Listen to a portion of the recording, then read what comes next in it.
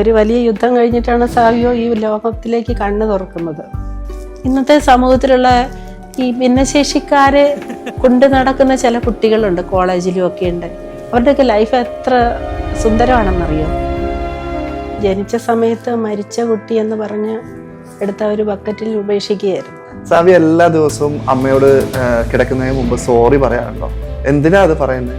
ഞാൻ ചെയ്തതിന് തെറ്റായി പോയെന്ന് വിചാരിച്ചിട്ട് അതുകൊണ്ട് സോറി പറയുക.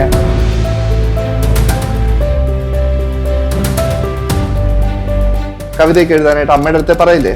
അപ്പോ വരികളൊക്കെ അമ്മ മാറ്റി എഴുതാനായിട്ട് പോയാ എന്റെ ഇഷ്ടത്തിന് എഴുതണമെന്ന് പറയും. എന്റെ ഇഷ്ടത്തിന് എഴുതണമെന്ന് പറയും അല്ലേ? ഇപ്പൊ വരയ്ക്കാറുണ്ടോ? ഇപ്പൊ വരയ്ക്കാറുണ്ട്. ഇപ്പൊ നല്ല വരകാരനെ. ഇല്ല, ചില സ്ഥലത്തൊക്കെ ഇപ്പോഴും അന്യഗ്രഹ ജീവികളെ പോലെ ഞങ്ങളെ വീക്ഷിക്കുന്നവരുണ്ട്, ഇത്തരം കുട്ടികളെ. ഒറ്റച്ചിറാകുള്ള പശി, ഞാൻ ഒരൊറ്റച്ചിറാകുള്ള പശി, തുണയില്ല കൂടില്ല പുണരുവാനാളില്ല ഒറ്റച്ചിറാകുള്ള പശി. ഇപ്പോൾ അവൻ ചെയ്യുന്ന ജീവകാരുണ്യ പ്രവർത്തനത്തിന്റെ മേഖലയാണെങ്കിലും അവൻ സ്വയമേ കടന്നു വന്നതാ. ഞങ്ങളെയും കൂടെ അതിനകത്തോട്ട് ചേർക്കുക ചെയ്ത്. ഇഷ്ടപ്പെട്ട ഒരു സിനിമ പറയാൻ പറ്റുമോ? കമ്മീഷണർ. സുരേഷ് ഗോപിയുടെ ഫാൻ. സുരേഷ് ഗോപിയെ ഭയങ്കര ഇഷ്ടമാണ്. സാവിയോ മോന് എല്ലാ കുട്ടികൾക്കും കിട്ടുന്ന മുലപ്പാലല്ല ആദ്യം കിട്ടിയത്, ഒരു ഓറഞ്ചിന്റെ 2-3 തുള്ളി. ഇന്നിപ്പം ഞങ്ങൾക്കൊരു മാലാഖ എന്ന് പറയാം, മാലാഖയായിട്ട് ഞങ്ങളുടെ വീട്ടിലിരിക്കുന്നു.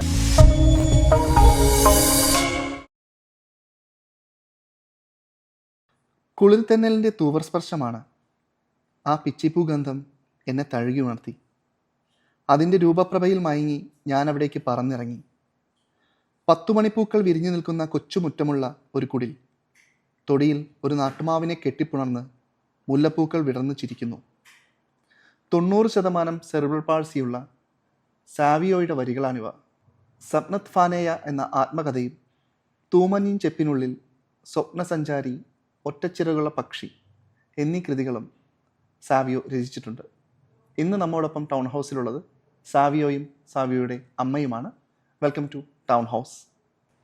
ഒറ്റച്ചിറകുള്ള പശി, ഞാനൊരൊറ്റച്ചിറകുള്ള പശി, തുണയില്ല കൂടില്ല പുണരുവാനാളി ഒറ്റച്ചിറകുള്ള പശി, ഒരൊറ്റച്ചിറകുള്ള പശി, ഒറ്റച്ചിറകുമ്പ കണ്ണീരിനിറങ്ങുക ഒരുമരക്കൊമ്പിൽ തനിച്ചിരുന്നു ദാഹിച്ച് നോക്കവേ തേങ്ങി വിരിച്ചെന്ന് കൊത്തി അകറ്റിയ കൂട്ടുകാരും ഒരു നാളും സഹിക്കാൻ ഒരു ഒരൊന്നു മാനസം ഇല്ല വരില്ല വസന്തം ഒഴിഞ്ഞിട്ടും കാത്തിരിപ്പു ഞാൻ ഒറ്റച്ചിറകുള്ള പശി, ഒറ്റച്ചിറകുള്ള പശി, ഞാൻ ഒരൊറ്റച്ചിറകുള്ള പശി, തുണയില്ല കൂടില്ല പുണരുവാനാളില്ല ഒറ്റച്ചിറകുള്ള പശി, ഒറ്റച്ചിറകുള്ള പശി, ഞാനൊരു ഒറ്റച്ചിറകുള്ള പശി, തുണയില്ല കൂടില്ല പുണരുവാനാളില്ല ചിറകുള്ള പശി. ആ ഗംഭീരായിട്ടുണ്ട്, അടിപൊളി. സാവിയോ, ഞാനും മറന്നുപോയി. സാവിയോടെ ഒറ്റച്ചിറകുള്ള പക്ഷി അല്ലേ ഈ പുസ്തകം അല്ലേ? ഇതിലുള്ള ഒരു കവിതയാണ്, സാവിയോ എഴുതിയ കവിതയാണ് ഒറ്റച്ചിറകുള്ള പക്ഷി. അതപ്പോ പാടിയത് അല്ലേ? നല്ല ഇഷ്ടമുള്ള കവിതയാണോ ഇത്? അത് എഴുതി വന്നപ്പോഴേ ആ ഒറ്റച്ചിറകൾ പക്ഷിയാണെന്ന് നമുക്ക് തോന്നിയിട്ടല്ലേ എഴുതിയത്. അപ്പോ ഒരുപാട് ആഗ്രഹങ്ങള് സാവിയോ നേടി അല്ലേ അമ്മയുടെ ഒപ്പം അല്ലെ? ഒരുപാട് ആഗ്രഹങ്ങൾ, ഒരുപാട് കൂട്ടുകാരെ നേടി, ഒരുപാട് എന്താ പറയാ, ഒരുപാട് ഉയരങ്ങളിലേക്ക് എത്തി അല്ലെ? ഞങ്ങൾക്കൊന്നും പറ്റുന്നില്ല. കാരണം എന്താ വെച്ചിട്ടുണ്ടെങ്കിൽ സാവിയോക്ക് ഒരു കഴിവുണ്ട്, ചിന്തിക്കാനും എഴുതാനും അത് സ്വപ്നമായി കണ്ട് അത് പ്രവൃത്തിയിലേക്ക് കൊണ്ടുവരുവാനുള്ള കഴിവ് അല്ലെ? അപ്പൊ അമ്മയോട് ഞാനൊരു കാര്യം ചോദിച്ചോട്ടെ. ഭൂമിയിലെ ഏതൊരു അമ്മയ്ക്കും കിട്ടേണ്ട ഒരു മകൻ എന്നുള്ള ഭാഗ്യം സാവിയോ ജനിച്ചപ്പോൾ മനസ്സിൽ തോന്നിയ ആ ഒരു നിമിഷത്തിൽ സാവിയോയെ കുറിച്ചിട്ട് എന്താണ് ഇപ്പോൾ പറയാനുള്ളത്? സാവിയോയുടെ ജനനം എന്ന് പറയുന്നത് ഒരു വലിയ യുദ്ധം കഴിഞ്ഞിട്ടാണ് സാവിയോ ഈ ലോകത്തിലേക്ക് കണ്ണ് തുറക്കുന്നത്. ജനിച്ച സമയത്ത് മരിച്ച കുട്ടി എന്ന് പറഞ്ഞ് എടുത്ത ഒരു ബക്കറ്റിൽ ഉപേക്ഷിക്കുകയായിരുന്നു. എൻ്റെ അവസ്ഥയും വളരെ അപകടത്തിലായിരുന്നു. അപ്പം എന്നെ രക്ഷിക്കാനുള്ള ഒരു ശ്രമത്തിൻ്റെ ഇടയ്ക്ക് പ്രസവം നടക്കാത്തത് കൊണ്ട് സിസേറിയൻ ചെയ്ത് കുഞ്ഞിനെ എടുത്ത് വേസ്റ്റായിട്ട് അവർ വേസ്റ്റ് എന്ന രീതിയിൽ എടുത്തിട്ട് കളയുമായിരുന്നു.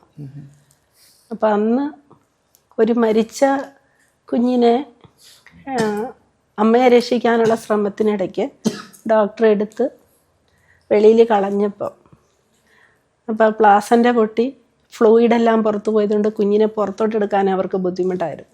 അപ്പം അതുകൊണ്ട് അവർ കിട്ടിയ ഭാഗത്തെല്ലാം പിടിച്ചിട്ടെടുത്ത് അങ്ങനെ സെർബ്രത്തിൽ ഡോക്ടറുടെ തമ്പ് അമർന്നു പോയതാണ്. അങ്ങനെയാണ് സാവിയോ ജനിക്കുമ്പോഴേ ജീവനില്ലാന്ന് അവർ വിധി എഴുതി കഴിഞ്ഞു. ജനിക്കുന്നതിന് മുമ്പ് വയറ്റിൽ വെച്ച് തന്നെ കുഞ്ഞ് മരിച്ചു എന്ന് പറഞ്ഞിട്ടാണ് എടുത്തത്. പക്ഷെ പ്രസവിപ്പിക്കാൻ പറ്റിയില്ല. അപ്പോൾ പിന്നെ എൻ്റെ ജീവൻ രക്ഷിക്കാൻ വേണ്ടിയിട്ട് സിസേറിയൻ ചെയ്ത് കുഞ്ഞിനെ എടുക്കുമായിരുന്നു. അങ്ങനെ എടുത്തു കഴിഞ്ഞപ്പോൾ ജീവനില്ലാത്ത ഒരിതായതുകൊണ്ട് അവർ പിന്നെ എപ്പോഴേ കുഞ്ഞിൻ്റെ അനക്കം നിലച്ചു പോയായിരുന്നു. അതുകൊണ്ട് മരിച്ചു പോയെന്ന് കരുതി അവർ ആ ഒരു രീതിയിലാണ് കുഞ്ഞിനെ കൈകാര്യം ചെയ്തത്. പക്ഷെ ജീവൻ്റെ തുടുപ്പുമായിട്ട് അവൻ തിരിച്ചു വരിക ചെയ്ത് വളരെ ഒരു 15 മിനിറ്റ് കഴിഞ്ഞിട്ടാണ് വേസ്റ്റായിട്ട് വെച്ചിരുന്ന ബക്കറ്റിനകത്തുനിന്ന് കുഞ്ഞിന് ഒരു ചലനം, ചെറു ചലനം പോലെ ഡോക്ടർക്ക് അതിലെ പാസ് ചെയ്ത ഒരു ഡോക്ടർക്ക് തോന്നിയൊരു സംശയമാണ് തിരിച്ചെടുക്കാൻ കാരണം. അവിടെ നിന്ന് സാവിയോ അങ്ങനെ നല്ല ഫൈറ്റ് ചെയ്തിട്ടാണ് അവൻ ഈ ലോകത്തിലോട്ട് തന്നെ വന്നത്. അപ്പോൾ ഒരു സ്പെഷ്യൽ ചൈൽഡിനെയാണ് ദൈവം എനിക്ക് നൽകിയത്. കുഞ്ഞ് ജനിച്ചപ്പോൾ തന്നെ മരിച്ചു പോയെന്നാണ് എന്നെ എല്ലാവരും ധരിപ്പിച്ചിരുന്നത്. ഞാനൊരു പൂർണ്ണബോധത്തിലായിരുന്നില്ല. ദിവസങ്ങൾക്ക് ശേഷമാണ് ഞാനൊരു നോർമൽ സ്റ്റേജിലേക്ക് വന്നത്. കുഞ്ഞ് മരിച്ചു പോയിട്ടുണ്ടാവും എന്ന് പ്രതീക്ഷിച്ചിരുന്ന നമ്മുടെ മനസ്സിലെപ്പോഴും ഒരു പ്രസവിച്ച അമ്മയ്ക്ക് ബോധമില്ലാതെ കിടക്കുകയാണെങ്കിലും ആ ജനിച്ച കുഞ്ഞിനെക്കുറിച്ചൊരു ഓർമ്മയുണ്ട്. അത് നമ്മുടെ ആ ഉപബോധ മനസ്സിൽ കിടന്ന് കറങ്ങുന്നുണ്ടായിരുന്നു കുഞ്ഞിൻ്റെ കാര്യം. അത് എൻ്റെ ബോധം മറയുന്നിടം വരെ ഡോക്ടേഴ്സിൻ്റെ സംസാരം ഞാൻ കേട്ടോണ്ടിരിക്കുകയായിരുന്നു. കുഞ്ഞു മരിച്ചു പോയി എന്നവർ സംസാരിക്കുന്നുണ്ടായിരുന്നു. പിന്നെ കുഞ്ഞ് ജീവിച്ചിരിക്കുന്നെന്ന് അറിഞ്ഞപ്പോൾ ആ ഒരു ചെറിയ ബോധ്യത്തിലേക്ക് വന്നപ്പോഴാണ് പിന്നെയും ഞാൻ ജീവനിലോട്ട് ശരിക്കും ഒരു നോർമൽ അവസ്ഥയിലോട്ട് വന്നത്. സാവിയോ മോന് എല്ലാ കുട്ടികൾക്കും കിട്ടുന്ന മുലപ്പാലല്ല ആദ്യം കിട്ടിയത്. ഒരു ഓറഞ്ചിൻ്റെ 2-3 തുള്ളി അതിൻ്റെ സത്താണ് മോൻ ആദ്യമായിട്ട് കഴിക്കുന്നത്. കാരണം ഈ കുഞ്ഞിനെ തുടർന്ന് ചികിത്സിക്കണോ കളയണോ എന്നുള്ളൊരു പ്രതീക്ഷയിൽ മറ്റൊരു ഹോസ്പിറ്റലിലോട്ട് എത്തിച്ചപ്പം ഡോക്ടർ ഒരു കേസ് കഴിഞ്ഞിട്ട് വിശ്രമിക്കുകയായിരുന്നു. അപ്പോൾ ഡോക്ടർ ഒരു ഓറഞ്ച് കഴിച്ചുകൊണ്ടിരിക്കുകയായിരുന്നു. അപ്പോൾ കൊണ്ടുവന്ന കുഞ്ഞിനെ എൻ്റെ ബ്രദറാണ് കുഞ്ഞിനെ ഡോക്ടറുടെ അടുത്തേക്ക് എത്തിക്കുന്നത്. അപ്പോൾ അതിനെ ടേബിളിലോട്ട് കിടത്താൻ പറഞ്ഞു. ഡോക്ടറുടെ ഫ്രണ്ടിലെ ടേബിളിലോട്ട് കുഞ്ഞിനെ കിടത്തി കഴിഞ്ഞപ്പോൾ ഡോക്ടർ ഇങ്ങനെ അവർ കഴിച്ചുകൊണ്ടിരുന്ന ഓറഞ്ചിൻ്റെ 2-3 ഇങ്ങനെ കൈ കൊണ്ട് ഞെക്കി പിഴിഞ്ഞ് ഇവൻ്റെ ചുണ്ടിലോട്ട് ഇരിച്ചപ്പോൾ ഇവനത് ഞുണഞ്ഞു തുടങ്ങി. ഞുണഞ്ഞപ്പോഴേ അവരാ ഓറഞ്ച് എറിഞ്ഞു കളഞ്ഞിട്ട് ഇവനെയും കൊണ്ട് ICUലേക്ക് ഓടുമായിരുന്നു. എല്ലാം ഒരു അത്ഭുതത്തിലൂടെയാണ്. സാവി ഇരിക്കുന്നത് തന്നെ ഒരു അത്ഭുതമാണല്ലോ. ഒരു വയസ്സിലോ 2 വയസ്സിലോ 3 വയസ്സിലോ ഇവന്റെ അപാകതകൾ മാറൂന്നായിരുന്നു. ഇത്രയും വലിയ ജനിതക പ്രശ്നം ഇവനുണ്ടെന്നല്ലെങ്കിൽ ഇവന് ഇത്രയും വലിയൊരു ഫിസിക്കലി ബുദ്ധിമുട്ടുകൾ ജീവിതത്തിൽ വരുമെന്ന് അന്ന് പ്രതീക്ഷയില്ല. പക്ഷേ തുടർ ചികിത്സയിലൊക്കെ മനസ്സിലാക്കി ഡോക്ടർമാർ തന്നു നോർമൽ ചൈൽഡായിട്ട് കിട്ടത്തില്ല എന്നുള്ളത്. പിന്നെ ആദ്യമൊക്കെ ഒരുപാട് സങ്കടവും വിഷമമൊക്കെ ആയിട്ട് നടന്നു. പിന്നെ അവൻ്റെ കൂടെ നിന്നില്ലെങ്കിൽ അവനൊരാളായിട്ട് എത്തൂല എന്ന് തോന്നി. പിന്നെ ഹസ്ബൻഡ് അപ്പം നോർത്ത് ഇന്ത്യയിലാണ് ജോലി ചെയ്യുന്നത്. അതുകൊണ്ട് എനിക്കും ജോലി ഉണ്ടായിരുന്നു. എൻ്റെ ജോലിയൊക്കെ വിട്ടിട്ട് ഞാൻ മോൻ്റെ കൂടെ നിന്നു. പിന്നെ മനസ്സിലൊരു ധൈര്യം വന്നു. ഒരു ചലഞ്ചായിട്ട് അവനെ സ്വീകരിച്ചു. അന്ന് മുതൽ ഇന്ന് വരെ 6 മാസമായ ഒരു കുഞ്ഞിനെ നോക്കുന്ന അവസ്ഥയിലൂടെ തന്നെ സാവിയോ മോനെ നോക്കിക്കൊണ്ടിരിക്കുകയാണ്. ടീച്ചറെ, സാവിയോ ഇപ്പോൾ ഒരുപാട് ഉയരങ്ങളിലെത്തി മറ്റുള്ളവരെ സഹായിക്കുന്ന ഒരു കുട്ടിയായിട്ടാണ് ഇപ്പോൾ ജീവിക്കുന്നത്. അതായത് മറ്റുള്ളവർക്ക് പ്രചോദനമായി തൻ്റെ ജീവിതം കാണിച്ചു കൊടുത്തൊരു കുട്ടിയാണ്. അപ്പോൾ അങ്ങനെ ഒരു കുട്ടിയാക്കി സാവിയോയെ വളർത്താനായിട്ട് ടീച്ചർക്ക് എങ്ങനെയാണ് അത് കഴിഞ്ഞത്? മാതാപിതാക്കളായി ഞങ്ങൾ വളർത്തിയെടുത്തു എന്ന് പറയുന്നതിലും സാവിയോ വഴിയിലോട്ട് ഞങ്ങളെ കൂടെ കൊണ്ടുവന്നു എന്ന് പറയുന്നതാണ് ശരി. ഈ എഴുത്തിൻ്റെ കാര്യത്തിലാണെങ്കിലും എഴുതാനോ അല്ലെ ചിത്രരചനയിലോ ഒന്നും ഞങ്ങളാരും കഴിവുള്ളവരല്ല, ഫാമിലിയിൽ ആരും ഉള്ളവരല്ല. പക്ഷെ സാവിയോ മോനി 5 വയസ്സിൽ കവിത എഴുതി തുടങ്ങിയതാണ്. അന്ന് എഴുതിയ കവിതകളെ നമ്മൾ നിസ്സാരമായിട്ട് കണ്ടു. കാരണം ആ മേഖലയിലോട്ട് തിരിയുന്നില്ലല്ലോ. ഹോസ്പിറ്റലുകൾ മാറി മാറിയുള്ള ജീവിതമാണ് ഉം, ഉം, ആ സമയത്ത്. ഉം. മാസങ്ങളോളം ഓരോ ഹോസ്പിറ്റലിലായിരിക്കും.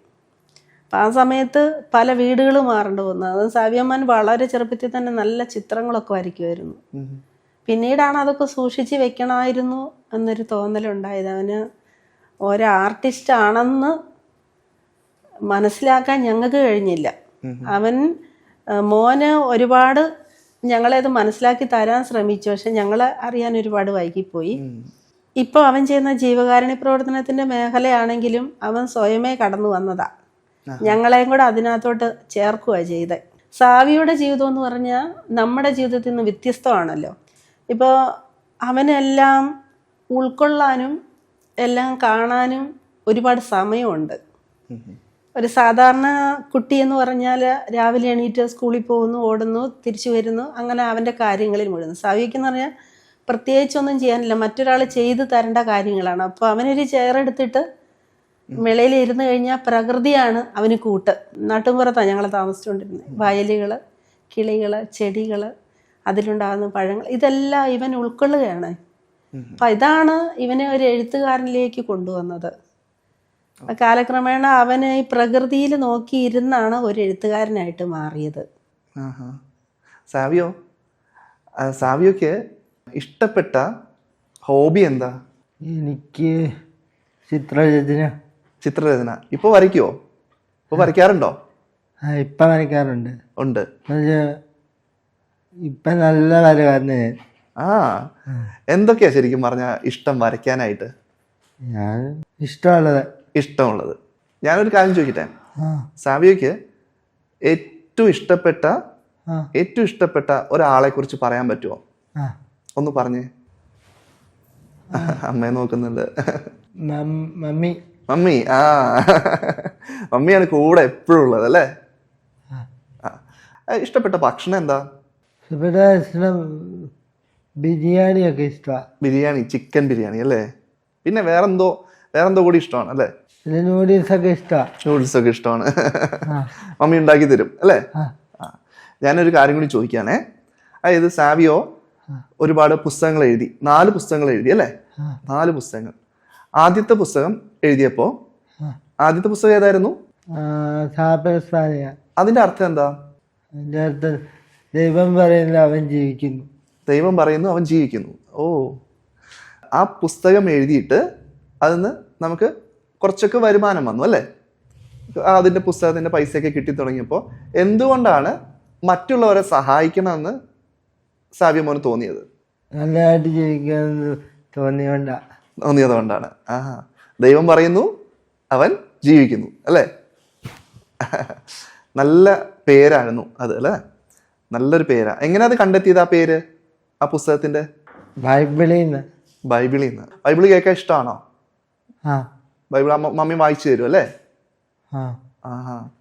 പിന്നെ ഈ കവിതകളൊക്കെ എഴുതുമ്പോഴേ മമ്മി പറഞ്ഞു, ഞങ്ങൾ സംസാരിച്ചപ്പോൾ മമ്മി പറഞ്ഞത് എന്താണെന്നറിയോ?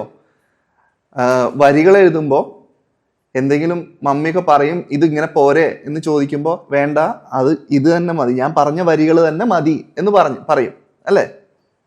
അപ്പൊ അത്ര ഇഷ്ടത്തോടു കൂടിയിട്ടാണ് ആ കവിതകളുടെ വരികളൊക്കെ എഴുതുന്നത് അല്ലേ? ചിലപ്പോ പറയാറുണ്ട് അല്ലേ? സാവിയൊക്കെ ഇഷ്ടമാണോ അങ്ങനെ പറയുന്നത്? അമ്മ അങ്ങനെ പറഞ്ഞു തരുന്നതൊക്കെ ഇഷ്ടമാണ്. പക്ഷെ നമ്മുടേതായ കാര്യങ്ങളിൽ ഉറച്ചു നിൽക്കും അല്ലേ? മോന്റെ കാര്യങ്ങളിൽ ഉറച്ചു നിൽക്കും അല്ലേ? എനിക്ക് പറഞ്ഞു തരുന്നൊക്കെ ഇഷ്ടം.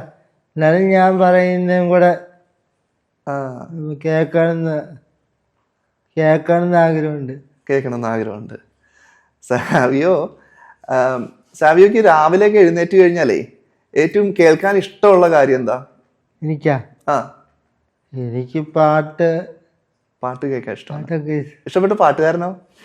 ഇഷ്ടപ്പെട്ട പാട്ടുകാരൻ വിജയശാസ്ത്രി ഇഷ്ടമാണ്.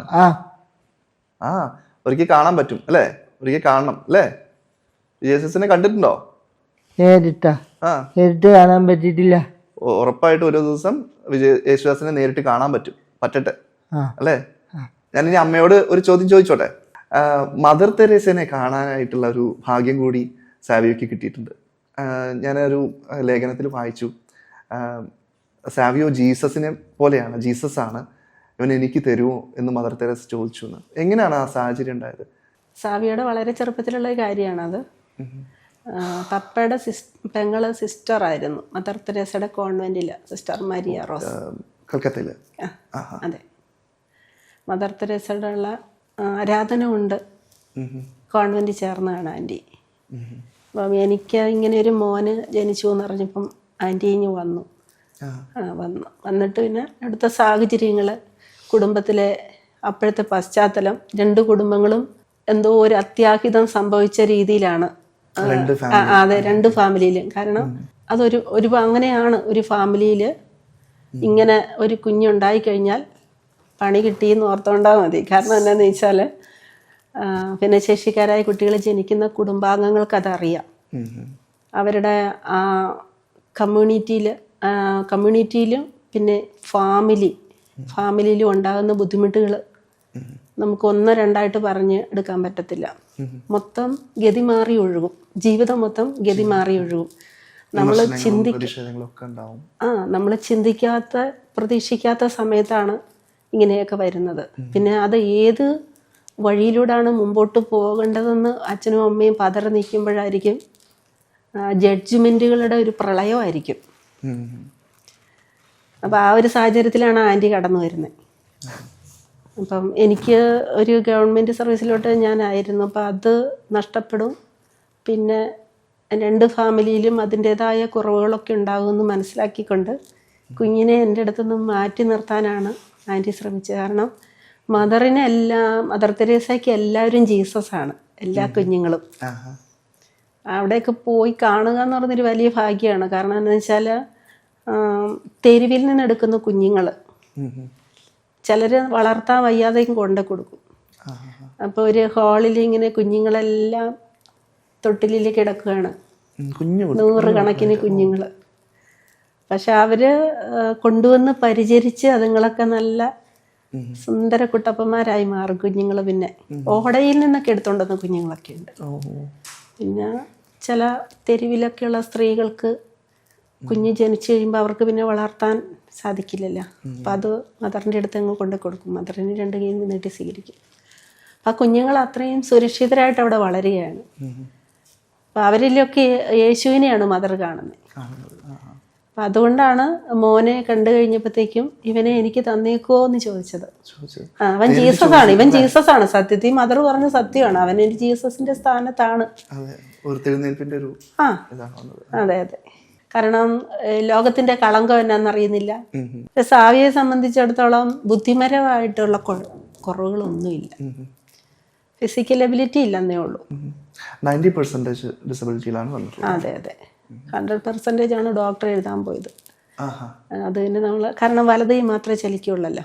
അപ്പൊ ഇരുന്നപ്പോ മനസ്സിലായില്ല അവന്റെ വലതൈ കൊടുത്തത് എഴുതാനാണ്. മോന് എന്താന്ന് ചോദിച്ചാല് നമ്മളെ ഡിപ്പെൻഡ് ചെയ്ത് ഏത് നേരത്തും നോക്കിക്കൊണ്ടിരിക്കുന്ന ഒരാളാണ്. ഒരു ഓട്ടിസം ഉള്ള കുട്ടിയല്ലേ, സെർബ്രൽ പാൾസി ഉള്ള ചില സെർബ്രൽ പാൾസിയിലേക്ക് ഹെമിപ്ലേജിയ എന്ന് പറയുന്ന ഒരവസ്ഥയാണ് ഇവന്റെ ഗിഫ്റ്റ്. അപ്പം ചില സെർബ്രൽ പാൾസി കേസുകൾക്ക് അവർക്ക് ഇത്രയ്ക്കും മാനസികമായിട്ടുള്ള ഭൗതികമായിട്ടുള്ള വെല്ലുവിളികൾ കാണും.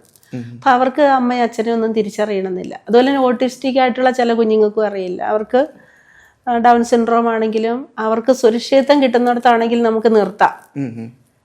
അപ്പൊ സാവിയോമോൻ എന്ന് പറഞ്ഞാൽ ആ ഒരു അവസ്ഥയല്ല. അപ്പൊ അതുകൊണ്ടാണ് ഞാൻ മോനെ മാറ്റി നിർത്താതിരുന്നത്. അവന് ആരുടെയെങ്കിലും സുരക്ഷിതത്വം കിട്ടിയാൽ നിൽക്കുന്ന ഒരു അവസ്ഥയല്ല. അവനെല്ലാം അറിയാം. എല്ലാം അറിയാവുന്ന ഒരു കുഞ്ഞിനെ നമ്മൾ ഒരിടത്ത് ആക്കിയിട്ട് വന്നാൽ മനസ്സിന് വിഷമം കൂടുതലാവും. അല്ലെങ്കിൽ അവന് വേറൊരവസ്ഥയിലായിരുന്നെങ്കിൽ, ഒരു ഓട്ടിസ്റ്റിക്കോ ഡൗൺ സിൻഡ്രോമോ അങ്ങനെയൊക്കെയുള്ള മെന്റലി ചലഞ്ചഡ് ആയിട്ടുള്ള കുട്ടിയായിരുന്നെങ്കിൽ നമുക്ക് അങ്ങനെ മാറ്റി നിർത്താം. കാരണം അവന് കെയറിങ് മാത്രം കിട്ടിയാൽ മതി അവന്. അപ്പൊ അതുകൊണ്ട് അവനില്ലാതെ എനിക്ക് ജീവിക്കാൻ പറ്റത്തില്ല എന്ന് പറഞ്ഞ് ഞാൻ തിരിച്ചു കൊണ്ടുവരുമായിരുന്നു. തിരിച്ചു കൊണ്ടുവരും. അതന്നെ അത് വളരെ സന്തോഷമാകുകയും ചെയ്തു. അമ്മ തന്നെ നോക്കാമെന്ന് പറഞ്ഞപ്പോ അമ്മ അറിഞ്ഞിരുന്നു മദർ തെരേസ എന്ന് പറയുന്ന ആ ഒരു വലിയ മനസ്സിനുടമ ഇങ്ങനെ വന്ന് ചോദിച്ചു, അല്ലെങ്കിൽ ആ മറുപടിയില് മദർ തെരേസയോടാണ് പറയുന്നത്, അങ്ങനെ എന്തെങ്കിലും ചിന്തിക്കാൻ? മദർ വലിയ ഒരാളാണെന്ന് ഒരു തോന്നലില്ലായിരുന്നു. കാരണം എന്താണെന്ന് വെച്ചാല് അവിടെ തന്നെ ഒരു കോൺവെന്റിലേക്ക് മദർ കടന്നു വരിക, കണ്ട സംഭവമാണ്. മദർ കടന്നു വരുമ്പോൾ മദർ സിസ്റ്റേഴ്സിന് വലിയതാ. ഇപ്പൊ കൊച്ചു സിസ്റ്റർമാരൊക്കെ ഇങ്ങനെ പെട്ടെന്ന് പോയി നാരങ്ങ വെള്ളം എടുക്കുന്നു, മിക്സർ അതുപോലെയുള്ള സാധനങ്ങളൊക്കെ മദർ എടുക്കുന്നു. അപ്പൊ ഒരു സിസ്റ്റർ വെപ്രാളപ്പെട്ട് എടുത്തോണ്ട് വന്നപ്പോൾ അത് താഴെ വീണു. താഴെ വീണ മദർ അതവിടെ ഇരുന്ന് പെറുക്കി എടുത്ത് കഴിച്ചു.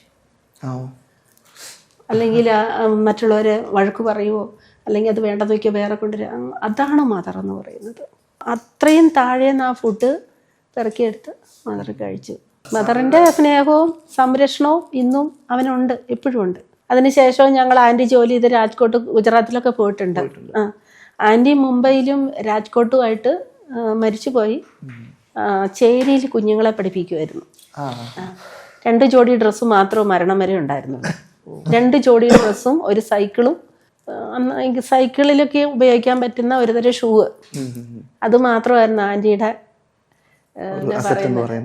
ഒരു അസറ്റ്. അത് 2 ജോഡി, ഒരു ജോഡി കഴുകിയിടുമ്പോൾ ഉപയോഗിക്കാനായിട്ട്, അത്രയും മാത്രം മരണം വരെ ഉപയോഗിച്ചിട്ടുള്ളൂ. സാവിയോട് ഒരു കാര്യം ചോദിക്കട്ടെ, സാവിയോക്ക് യാത്രകൾ ഇഷ്ടമാണോ? യാത്ര ചെയ്യാനായിട്ടും കാഴ്ചകൾ കാണാനായിട്ടൊക്കെ ഇഷ്ടമല്ലേ? ഇഷ്ടമാണ്. അപ്പോൾ ഇപ്പൊ പോയിട്ടുള്ളതില് ഇപ്പൊ ഒരുപാട് സ്ഥലങ്ങളിൽ പോയിട്ടുണ്ടാവും അല്ലേ? കുറെയൊക്കെ യാത്ര ചെയ്തില്ലേ? അപ്പൊ യാത്ര ചെയ്തതില് സാവിയോക്ക് ഇഷ്ടപ്പെട്ട ഏതെങ്കിലും സ്ഥലത്തെ കുറിച്ച് ഓർമ്മയുണ്ടോ? അങ്ങനെ പറയാൻ പറ്റുമോ? അങ്കമാലി. അങ്കമാലി പോയപ്പോ എന്തൊക്കെ കാഴ്ചകളാ കണ്ടേ? ഞാൻ പറയാം, ഞങ്ങൾ കാലടിയാ പോയത്, പെരിയാറിന്റെ തീരം. അവന് ഒരുപാട് കാലം കൂടിയിരുന്നാണ് കാടും പുഴയും. കാര്യം നമ്മള് ശംഖുമുഖത്ത് പോയി നിൽക്കുന്ന ഒരു ഫീലല്ല അവിടെ ചെന്ന.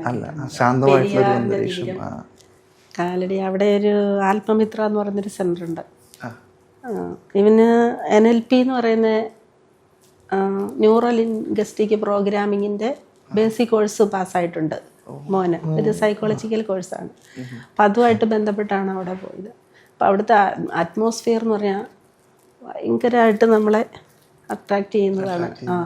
ഒരു വനത്തിലെത്തുന്നതായിട്ട്, പെരിയാറിൻ്റെ തീരം, ശാന്തമായിട്ടുള്ള പെരിയാർ തീരത്ത് എത്ര നേരം വേണമെങ്കിലും നമുക്കിരിക്കാം. അവിടെ ഒരു 10-20 ഏക്കറിനകത്ത് വേറെ സംഭവമൊന്നുമില്ല. ഇത്ര ശാന്തസുന്ദരമായൊരു സ്ഥലം ഇവിടെയെങ്കിലും ഞാൻ കണ്ടിട്ടില്ല. മറ്റെല്ലായിടത്തും ജനങ്ങളുടെ ബഹളങ്ങളുണ്ടല്ലോ, അതുകൊണ്ടാണ് അവനത് പെട്ടെന്ന് എടുത്തു പറഞ്ഞത്. ഇഷ്ടപ്പെട്ടത് അവിടെ പുഴ കണ്ടു അല്ലേ? ആറ് കണ്ടു, പുഴ കണ്ടു, കാട് കണ്ടു അല്ലേ? സാവി ഇപ്പൊ ഏതുവരെ പഠിച്ചു? ഞാൻ ഡിഗ്രി ചെയ്തു അല്ലേ? ഏതാണെന്ന് പറയൂ. സോഷ്യോളജി ചെയ്തു. BA സോഷ്യോളജി ചെയ്തു. അപ്പൊ പഠിക്കാനുള്ള ഒരു താല്പര്യം ഉണ്ടായില്ലേ? പഠിക്കാനുള്ള താല്പര്യം. അപ്പൊ അതിനെ കുറിച്ച് പറയാൻ പറ്റുമോ സാവിയോക്ക്? ആദ്യം പഠിച്ചത് പ്രതീക്ഷ ഫോമില്. സ്ഥലം എവിടെയായിരുന്നു? കോതമംഗലത്താണ് ജനിച്ചത് അല്ലേ സാവിയോ? പിന്നെ ചിറ്റാത്തുകാരെ പഠിച്ചു. ഹോമോഫെയ്ത്ത്. അതെവിടെയായിരുന്നു പറയാ സ്ഥലം? എറണാകുളത്ത്. കൂട്ടുകാരൊക്കെ ഉണ്ടായിരുന്നോ? പ്രതീക്ഷ ഫോമിൽ വെച്ചുണ്ടായിരുന്നു. ടോണി. കൂട്ടുകാരൊക്കെ ഭയങ്കര ഇഷ്ടമായിരുന്നോ? പിന്നെയുള്ളവർക്ക് പേര് പറയും. ജയ്മോൻ, ടോണി. എനിക്ക് സന്ധി ചേച്ചി ഉണ്ടായിരുന്നു, അവിടുത്തെ ആയ. പിന്നെ കൊച്ചുനാണി ചേച്ചി ഉണ്ടായിരുന്നു. പിന്നെ എനിക്കിഷ്ടമുള്ള, കുറച്ചുകൂടെ ഇഷ്ടമുള്ള ചേച്ചി ഉണ്ടായിരുന്നു. അവിടെ എനിക്ക് ചേച്ചിനെ ഭയങ്കര ഇഷ്ടമായിരുന്നു. എല്ലാവരും വളരെ സ്നേഹമായിരുന്നു അല്ലേ? പിന്നെ ഹോമോഫെയ്ത്തിൽ ഒരാളുണ്ടായിരുന്നല്ലോ. ഹോമോഫെയ്ത്തില് അന്ന എന്ന് പറയുന്ന സിസ്റ്റർ ഉണ്ടായിരുന്നു. അവിടെയൊക്കെ ഒരുപാട് പാട്ടുകളും ഒരുപാട് കഥകളും ഒക്കെ കേൾക്കാൻ പറ്റിയില്ലേ? അപ്പോൾ സാവിയോയ്ക്ക് ഇഷ്ടപ്പെട്ട ഒരു സിനിമ പറയാൻ പറ്റുമോ? എനിക്ക് ഇഷ്ടപ്പെട്ട സിനിമ കമ്മീഷണർ ഇഷ്ടമാണ്. നല്ല സിനിമ. സുരേഷ് ഗോപിനെ ഭയങ്കര ഇഷ്ടമാണ്. സുരേഷ് ഗോപി സാറിനെ ഇഷ്ടമാണ് അല്ലേ? കണ്ടോ സുരേഷ് ഗോപി സാറിനെ? കാണാൻ പറ്റിയിട്ടുണ്ടോ? കാണാൻ പറ്റിയിട്ടില്ല. തീർച്ചയായും ഇവിടെ തിരുവനന്തപുരത്ത് തന്നെയാണ് സാറിന്റെ വീട്, അറിയാലോ. തീർച്ചയായും മോനെ കാണാനായിട്ട് ഒരു ദിവസം പുള്ളി വരട്ടെ, സാറ് വരട്ടെ. ഒരു ടെലിഫിലിം ചെയ്തില്ലേ, ആ അതിനെക്കുറിച്ച് എന്തെങ്കിലും പറയാൻ പറ്റുമോ? ഫിലിമിന്റെ പേര് ദൈവത്തിന്റെ കയ്പ്. ദൈവത്തിന്റെ കയ്യൊപ്പ്. ആ, അതിൽ എന്തൊക്കെയായിരുന്നു സാവിയോ ചെയ്തത്? ഷൂട്ട് വീച്ചാർ ഷൂട്ടായിരുന്നു. വീച്ചാർ ഇങ്ങനെ പോകുന്ന ഷൂട്ടുണ്ട്. മമ്മി പുറകെ ഇങ്ങനെ ഉന്തിക്കൊണ്ട് വരുന്നുണ്ട്. പിന്നെ മമ്മി കുറെ കാര്യങ്ങൾ പറയുന്നുണ്ട്. ഇതൊക്കെയാ അതിനകത്ത്. അതെ. പഠന വഴി പകുതിയായുള്ളൂ, ബാക്കി പറയും. ഇനിയുണ്ടോ? പിന്നെ ഇനിയും പറയാനുണ്ട്. 2 സ്കൂളായുള്ളൂ. ജീവൻ പ്രകാശ് ഇവിടെ സ്ഥാപനത്തിൽ ട്രീറ്റ്മെന്റ് ചെയ്തത്. ട്രീറ്റ്മെന്റും പഠനവും. എവിടെയായിരുന്നു സ്ഥലം? തിരുവനന്തപുരത്ത്. ജീവൻ പ്രകാശില് പഠനവും ട്രീറ്റ്മെന്റ് ഒക്കെ കൊണ്ടുപോയി അല്ലേ? എവിടെന്നാ ഡിഗ്രി ചെയ്തത്?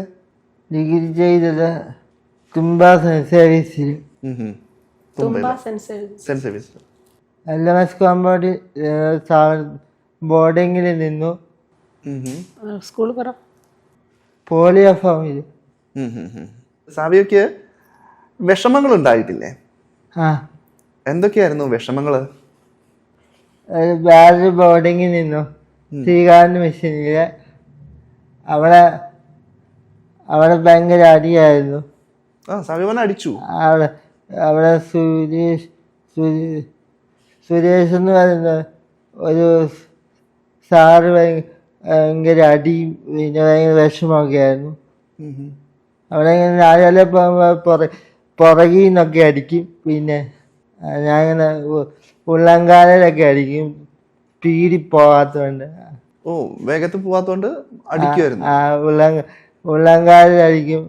4 കാലിൽ പോകുമ്പോഴത്തെ കാര്യം പറഞ്ഞു. 4 കാലെന്നാ പറഞ്ഞത്. 4 കാലിൽ പോലോ നമ്മള് അനിമൽ പോസിലാണല്ലോ ഒരിടത്തുനിന്ന് ഒരിടത്തേക്ക് പോവാൻ പറ്റുന്നത്. പോയിന്ന്. അപ്പൊ പുറകിൽ നിന്ന് അടിക്കുമ്പോഴാണ് കാലിന്റെ അകത്ത്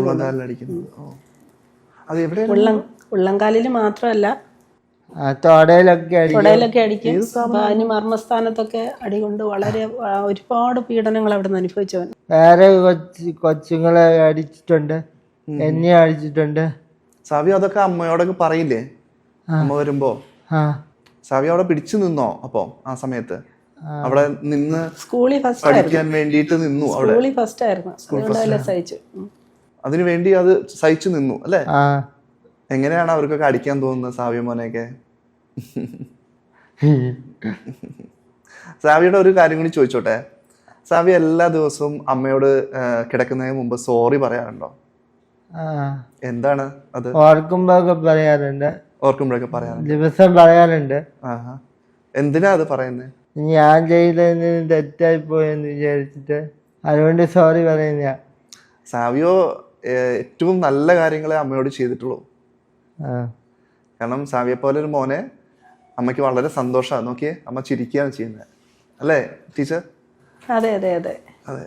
കാരണം പലർക്കും ചെയ്യാൻ കഴിയാത്ത ഒരുപാട് കാര്യങ്ങൾ സാവിയമോൻ ചെയ്തിട്ടുണ്ട്. ഒരുപാട് കുടുംബങ്ങൾ സാവിയമോൻ സമ്പാദിച്ച പൈസയിലൂടെ ജീവിക്കുന്നുണ്ട്. വീട് വെച്ചു കൊടുത്ത ആന്റിമാരുടെയൊക്കെ പേര് പറഞ്ഞു. വീട് വെച്ചു ചേച്ചിക്ക് ഏത് സ്ഥലത്തെന്ന് പറയും? വീട് വെച്ചു കൊടുത്തിട്ടുണ്ട്. പാലായില് വീട് വെച്ചു കൊടുത്തു അല്ലേ? പിന്നെ ഷൈനിന്ന് ചേച്ചിക്ക് വീട് വെച്ചു കൊടുത്തു. അത് തിരുവനന്തപുരത്ത്. പിന്നെ നാട്ടിലൊരു ഷൈനി ചേച്ചിക്ക് വീട് വെച്ചു കൊടുത്തു. അത് ഞങ്ങളുടെ നാട്ടിലുള്ളതായിരുന്നു. നമ്മുടെ നാട് രാജക്കാട് ഇടുക്കി അല്ലേ? സിനി ചേച്ചിക്ക് വീട് വെച്ചു കൊടുത്തു. അത് രാജക്കാട്ടില് വീട് വെച്ചു കൊടുത്തു. ആ ചേച്ചിയെ ഞങ്ങൾക്ക് അറിയാമായിരുന്നു. അങ്ങനെ വീട് വെച്ചു കൊടുത്തു. ഇതൊക്കെ ടീച്ചർ, ഇതൊക്കെ സ്വന്തമായിട്ടൊരു വീടുണ്ടായിരുന്ന സമയത്താണോ ഇതൊക്കെ ചെയ്യുന്നത്? അല്ല, അവസാനം അവൻ നിന്ന ബോർഡിംഗ് ആണ് ഈ പറഞ്ഞത്. അന്ന് നമുക്ക് വീടില്ല, നിൽക്കാനൊരു സ്ഥലമില്ല, ഒരു വീട് വാടക എടുക്കാൻ നിവൃത്തിയില്ല. അപ്പൊ ആ സമയത്ത് ഞാന് പെരുപ്പങ്കോട് ഒരു സ്കൂളിൽ പഠിപ്പിക്കുകയാണ്. അപ്പൊ ഞാൻ വർക്കിംഗ് വിമൻസ് ഹോസ്റ്റലിലാണ് നിൽക്കുന്നത്. അപ്പൊ വീക്കെൻഡിലെ മോനെ കൊണ്ടുവരാൻ പറ്റുള്ളൂ. അപ്പൊ ഏതൊക്കെ സ്കൂളിലാക്കിയാലും അവിടെ ഇവന്റെ ശാരീരിക പരിമിതികൾ മൂലം അവിടെ നിന്ന് ഔട്ടാവും. പിന്നെ അടുത്ത സ്കൂൾ തേടും. അങ്ങനെയാണ് ഞങ്ങൾ ഈ ശ്രീകാരുണ്യ മിഷൻ എന്ന് പറയുന്ന ഒരു സ്കൂളിൽ അവനാക്കുന്നത്. അവിടെയാണ് ഇതുപോലെ അവനെ ഒരുപാട് ശാരീരികമായിട്ടും മാനസികമായിട്ടും ഒരുപാട് ഉപദ്രവിച്ചത്. പക്ഷെ ഇവൻ നമ്മളോട് പറയാതിരുന്നത് അവൻ്റെ ലൈഫ് കൊണ്ട് ഞങ്ങളുടെ ജീവിതം എങ്ങനെയായി. അപ്പം മരിക്കുകയാണെങ്കിൽ അവിടെ അങ്ങ് മരിക്കട്ടെ എന്ന് വിചാരിച്ചിട്ടാണ് അവൻ മിണ്ടാതിരുന്നത്. പിന്നെ വീക്കെൻഡിൽ വരുമ്പോൾ ഇവൻ പറയത്തില്ല. പിന്നെ ആ വർഷം സ്കൂൾ അടച്ച് വന്നു കഴിഞ്ഞപ്പോൾ ഇവൻ്റെ പുറത്ത് വലിയൊരു വ്രണം ഉണ്ടായിരുന്നു. അത് ഞങ്ങൾ വരും, അത് ക്ലീൻ ചെയ്ത് തിങ്കളാഴ്ച പോകുമ്പോഴത്തേക്ക് കുറച്ച് കുറയും, അങ്ങനെയായിരുന്നു. പക്ഷെ അതുകൊണ്ട് ആ വ്രണം കൂടി വന്നു. അങ്ങനെ പിന്നെ വർഷാവസാനമാണ് ഇവനിങ്ങനെ പറയുന്നത് സുരേഷിനെ കൊണ്ട്. സുരേഷ് എന്ന് പറയുന്നത് പ്രിൻസിപ്പാളിൻ്റെ ഹസ്ബൻഡാണ്. ആള് നല്ല വേറെ ടീച്ചേഴ്സിനെ, ആയമാരെ, വേറെ കുട്ടികളൊക്കെ ഉപദ്രവിക്കും. ഈ ഇത്തരം സ്ഥാപനങ്ങളിലെ പ്രശ്നം എന്ന് വെച്ചാൽ ഞാൻ ഈ ആദ്യം പറഞ്ഞ പോലെ ഓട്ടിസ്റ്റിക് ആയിട്ടുള്ള കുഞ്ഞുങ്ങൾ അല്ലെങ്കിൽ ഡൗൺ സിൻഡ്രോം ആയിട്ടുള്ള കുഞ്ഞുങ്ങൾ, അവർക്കൊന്നും ഇത് വീടുകളിൽ അവതരിപ്പിക്കാൻ അറിയത്തില്ല. അവർക്ക് അവിടുന്ന് എന്താണ് അവിടുന്ന് കിട്ടുന്നതെന്ന്, പഠനമാണോ പീഡനമാണോ വേദനയാണോ അല്ല അറിയാൻ പറ്റും. അതവർക്ക് പറഞ്ഞ് വീട്ടിൽ കൊടുക്കാൻ പറ്റത്തില്ലല്ലോ. അതാണ് ഈ സ്ഥാപനങ്ങളുടെയൊക്കെ ഒരു രക്ഷ എന്ന് പറയുന്നത്. സാവിയോമോൻ വേറൊരു കാറ്റഗറി. അതുകൊണ്ട് തന്നെയാണ് പല സ്കൂളിലും ഇവനെ മാറ്റിയത്. എന്ന് വെച്ചാൽ ഈ ജീവൻ പ്രകാശ് എന്ന് പറയുന്നത് മുറിഞ്ഞ പാലത്തുള്ളൊരു സ്കൂളാണ്. അവിടെ ഒരു ഈ ഓട്ടിസ്റ്റിക് ആയിട്ട് അല്ലെങ്കിൽ ഡൗൺ സിൻഡ്രോം ആയിട്ട് നടന്ന് ചെയ്യാൻ പറ്റുന്ന ബുദ്ധിമാനിയുള്ള കുഞ്ഞുങ്ങൾക്ക് വേണ്ടിയിട്ടുള്ളൊരു പാഠ്യപദ്ധതിയായിരുന്നു അവിടെ തയ്യാറാക്കിയിരുന്നത്. അതിൽ സാവിയോമോന് പറ്റത്തില്ലായിരുന്നു. പിന്നെ വിദേശത്തൊക്കെ ഉള്ളവരുടെ കുഞ്ഞുങ്ങളായിരുന്നു, അവിടെ ഭാരിച്ച ചിലവായിരുന്നു. അതുകൊണ്ടാണ് നമുക്ക് അവിടെ നിന്ന് മാറിയത്. പിന്നെ പോളിയോ ഹോമിൽ സാധാരണ രീതിയിലുള്ള കുട്ടികളെല്ലാവരും ഉണ്ട്, കുറച്ച് കെയറിങ് ഒക്കെ കൊടുക്കും. പക്ഷെ അവിടെ ഈ ലണ്ടൻ മിഷൻ്റെ സ്പോൺസർഷിപ്പാണ്. അപ്പോൾ ആ സ്പോൺസർഷിപ്പ് കിട്ടാൻ ഇവന് പ്രായം കൂടിപ്പോയി. അപ്പം അതുകൊണ്ട് അവനവിടെ ഇങ്ങനെ ഓരോടത്തുനിന്ന് ഇങ്ങനെ ഔട്ടാകും. ഒരിടത്തുനിന്ന് ഔട്ടാകുമ്പോൾ നമ്മൾ അടുത്ത സ്ഥലത്തേക്ക് ഇങ്ങനെ നിൽക്കും. അങ്ങനെയാണ് ഈ ശ്രീകാരൻ്റെ വിഷയം. പിന്നെ ഞങ്ങളത് കേസാക്കണം എന്നൊക്കെ വിചാരിച്ചു. പക്ഷേ ഇവൻ എന്ന് പറയും വേറൊരു മെൻറ്റാലിറ്റിയാണ്. അവൻ അനിത ടീച്ചർ, ആ ടീച്ചർ ഈ പറഞ്ഞ പോലെ സ്പെഷ്യൽ എഡ്യൂക്കേഷൻ, അവരൊരു മാരകമായ രോഗത്തെ അതിജീവിച്ചൊക്കെ കടന്നു വന്നതിന് ശേഷം കുഞ്ഞുങ്ങൾക്ക് എന്തെങ്കിലും ചെയ്യണം എന്ന് വിചാരിച്ച് തുടങ്ങി. പക്ഷേ ഹസ്ബൻഡ് ഒരു പക്ക ഫ്രോഡായിരുന്നു. അപ്പം അയാളാണ് ഈ മറ്റുള്ളവർ ഉപദ്രവിക്കുന്നത്. അപ്പം അവരെല്ലാവരും ടീച്ചറിൻ്റെ അടുത്ത് പരാതി പറയാറുണ്ട്. ടീച്ചറിനത് മാനേജ് ചെയ്യാൻ പറ്റത്തില്ല. പക്ഷെ അത് പൂട്ടിപ്പോയി. നമ്മളായിട്ടൊന്നും ചെയ്തില്ല. അതിനുശേഷം ഒരു കുഞ്ഞിൻ്റെ മരണത്തോടു കൂടി പൂട്ടി. ന്യൂസിലൊക്കെ ഉണ്ടായിരുന്നതാണ്. അതിനുശേഷം ഞങ്ങൾ മോനെ പിന്നെ വിട്ടിട്ടില്ല. അപ്പോഴേക്കും അവനൊരു 5ാം ക്ലാസ്സിലായി. അതുവരെ ഈ സ്പെഷ്യൽ സ്കൂളുകളിലെല്ലാം അവന് സ്പെഷ്യൽ കുട്ടികൾ അധികം പഠിക്കത്തില്ലല്ലോ. അപ്പൊ ഇവനെന്ന് നേരെ തിരിച്ചാണ്. പഠിക്കാൻ പറ്റും, പക്ഷെ നോർമൽ സ്കൂളിൽ പഠിക്കാൻ അവർ അവസരം തന്നിട്ടില്ല. അന്ന് ഈ സർവശിക്ഷ അഭിയാന്റെ കീഴിലൊക്കെയുള്ള ഇങ്ങനെയുള്ള കുട്ടികൾക്ക് വേണ്ടിയിട്ട് സ്പെഷ്യൽ ടീച്ചേഴ്സിനൊന്നും ഗവൺമെൻറ് അങ്ങനെ വെക്കുന്നില്ല. ഇപ്പം എല്ലാ സ്കൂളുകളിലും ഉണ്ട്. ഇങ്ങനെയുള്ളവർക്കൊക്കെ പഠിക്കാനുള്ള എല്ലാ സാഹചര്യവും വെച്ചിട്ട് റിസോഴ്സ് ടീച്ചേഴ്സിനെ വെച്ച് പഠിപ്പിക്കുന്നുണ്ട്. അന്ന് അങ്ങനെയുള്ള സാഹചര്യമൊന്നുമില്ല. നമ്മുടെ നാട്ടിലൊന്നും അങ്ങനെ ഒരു സ്കൂളിലും തരാത്തതുകൊണ്ടാണ് നമ്മളിങ്ങനെ കേരളം മൊത്തം. അല്ലെങ്കിൽ പിന്നെ മറ്റൊരു കാര്യം, അവൻ്റെ ട്രീറ്റ്മെൻറ്റ് എവിടെയാണോ അതിനോട് ചേർന്നാണ് സ്കൂളുകളിലും പോയിക്കൊണ്ടിരുന്നത്. പക്ഷെ 5ാം ക്ലാസ്സിന് മുമ്പ് വരെയാണ് ഈ കഷ്ടപ്പാട് മുഴുവനും സഹിക്കേണ്ടി വന്നത്. കുഞ്ഞു പ്രായത്തിൽ അത് അന്ന് കിട്ടിയ അടിയുടെ ഒക്കെ സൈഡ് എഫക്റ്റ് ഇന്നും അവൻ അനുഭവിക്കുന്നുണ്ട് ശരീരത്തിന്റെ പല ഭാഗങ്ങളിലും. കാരണം വെച്ചാൽ നമുക്കറിയാലോ, ക്യാമൽ പോസ് എന്ന് പറഞ്ഞാൽ ഒരു ആനിമൽ പോസിൽ നിൽക്കുന്ന ഒരു മനുഷ്യനെ ബാക്കിൽ നിന്ന് അടിച്ചാൽ അവിടെയൊക്കെ കൊള്ളും എന്നറിയാമല്ലോ. അപ്പം അതിൻ്റെ ഒരു ബുദ്ധിമുട്ടുള്ള അവനുണ്ട്. പിന്നെ അവൻ പറയുന്നതിന് ചാരുത ടീച്ചർ ഒത്തിരി നല്ലതായിരുന്നു. നമ്മൾ ഈ നിർത്തുന്ന സ്ഥാപനങ്ങളിലൊക്കെ ഫീസ് കൊടുത്തിട്ടാണ് പഠിപ്പിക്കുന്നത്. അന്ന് തന്നെ വലിയൊരു തുക മാസാമാസം കൊടുത്താണ് നിർത്തുന്നത്. നമ്മളപ്പം ഈ വീടുകള് വെച്ചു കൊടുക്കാൻ തുടങ്ങിയ ഒരു പ്രായം മോന്റെ ബുക്ക് എഴുതിയതിനു ശേഷമാണ്. ആദ്യത്തെ ബുക്ക് എഴുതിയതിനു ശേഷം അതിന്റെ റോയൽറ്റി അത് ഏത് വർഷമായിരുന്നു? 2018. എത്ര വയസ്സായിരുന്നു അപ്പൊ? സാവിയോമോന് 21 വയസ്സ്. 21 വയസ്സാണ്. 2018 ഞങ്ങൾക്ക് അവന് ഇതുകൊണ്ട് എന്തെങ്കിലും ചെയ്യണം എന്നിങ്ങനെ ആദ്യം ഞങ്ങളുടെ അടുത്താണ് അഭിപ്രായം ചോദിക്കുന്നത്. സാവിയ ചോദിച്ചു. കാരണം അവനൊരു ജോലി ചെയ്തിട്ട് മറ്റൊരാളെ ഹെൽപ്പ് ചെയ്യാൻ പറ്റുന്നില്ല. നമ്മൾ ആ നാളുകൾ കൊണ്ട് കുറച്ച് നാളുകളായിട്ട് നമ്മളും ഈ ഒരു മേഖലയിൽ അവനെയും കൊണ്ട് നടന്നിട്ട് ചെയ്യുന്നുണ്ട്.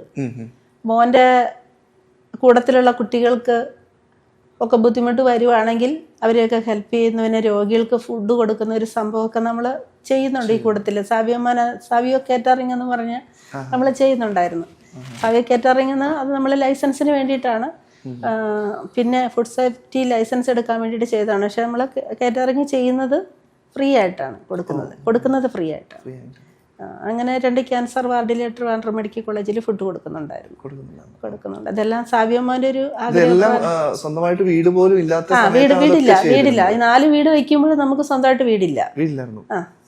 സ്വന്തമായിട്ട് വേണമെങ്കിൽ വീട് വെക്കായിരുന്നു. പക്ഷെ അത് സാവിയോ അങ്ങനെ തോന്നിയില്ല. കാരണം ആദ്യമേ ഒക്കെ സാവിയമ്മന്റെ ഫീച്ചറൊക്കെ പത്രത്തിലേക്ക് വന്നു കഴിയുമ്പോഴത്തേക്കും ഇങ്ങനെ ഫുഡ് കൊടുക്കുന്ന കാര്യമൊക്കെ അറിയുമ്പോഴത്തേക്കും സഹായം ചോദിച്ചുകൊണ്ടുള്ള വിളികളാണ്. ഓരോ ഫോൺ കോൾ വരുമ്പോൾ നമ്മൾ വിചാരിക്കുന്ന നമുക്കുള്ള സഹായം ആരെങ്കിലും തരാൻ വേണ്ടിയിട്ടാണ് വിളിക്കുന്നത്. പക്ഷെ ഈ കോട്ടയത്തുള്ള ചേച്ചിയുടെ ആദ്യത്തെ സംഭവം തന്നെ ചേച്ചിക്ക് ഒരു സാധ്യതയില്ലാത്തതായിരുന്നു.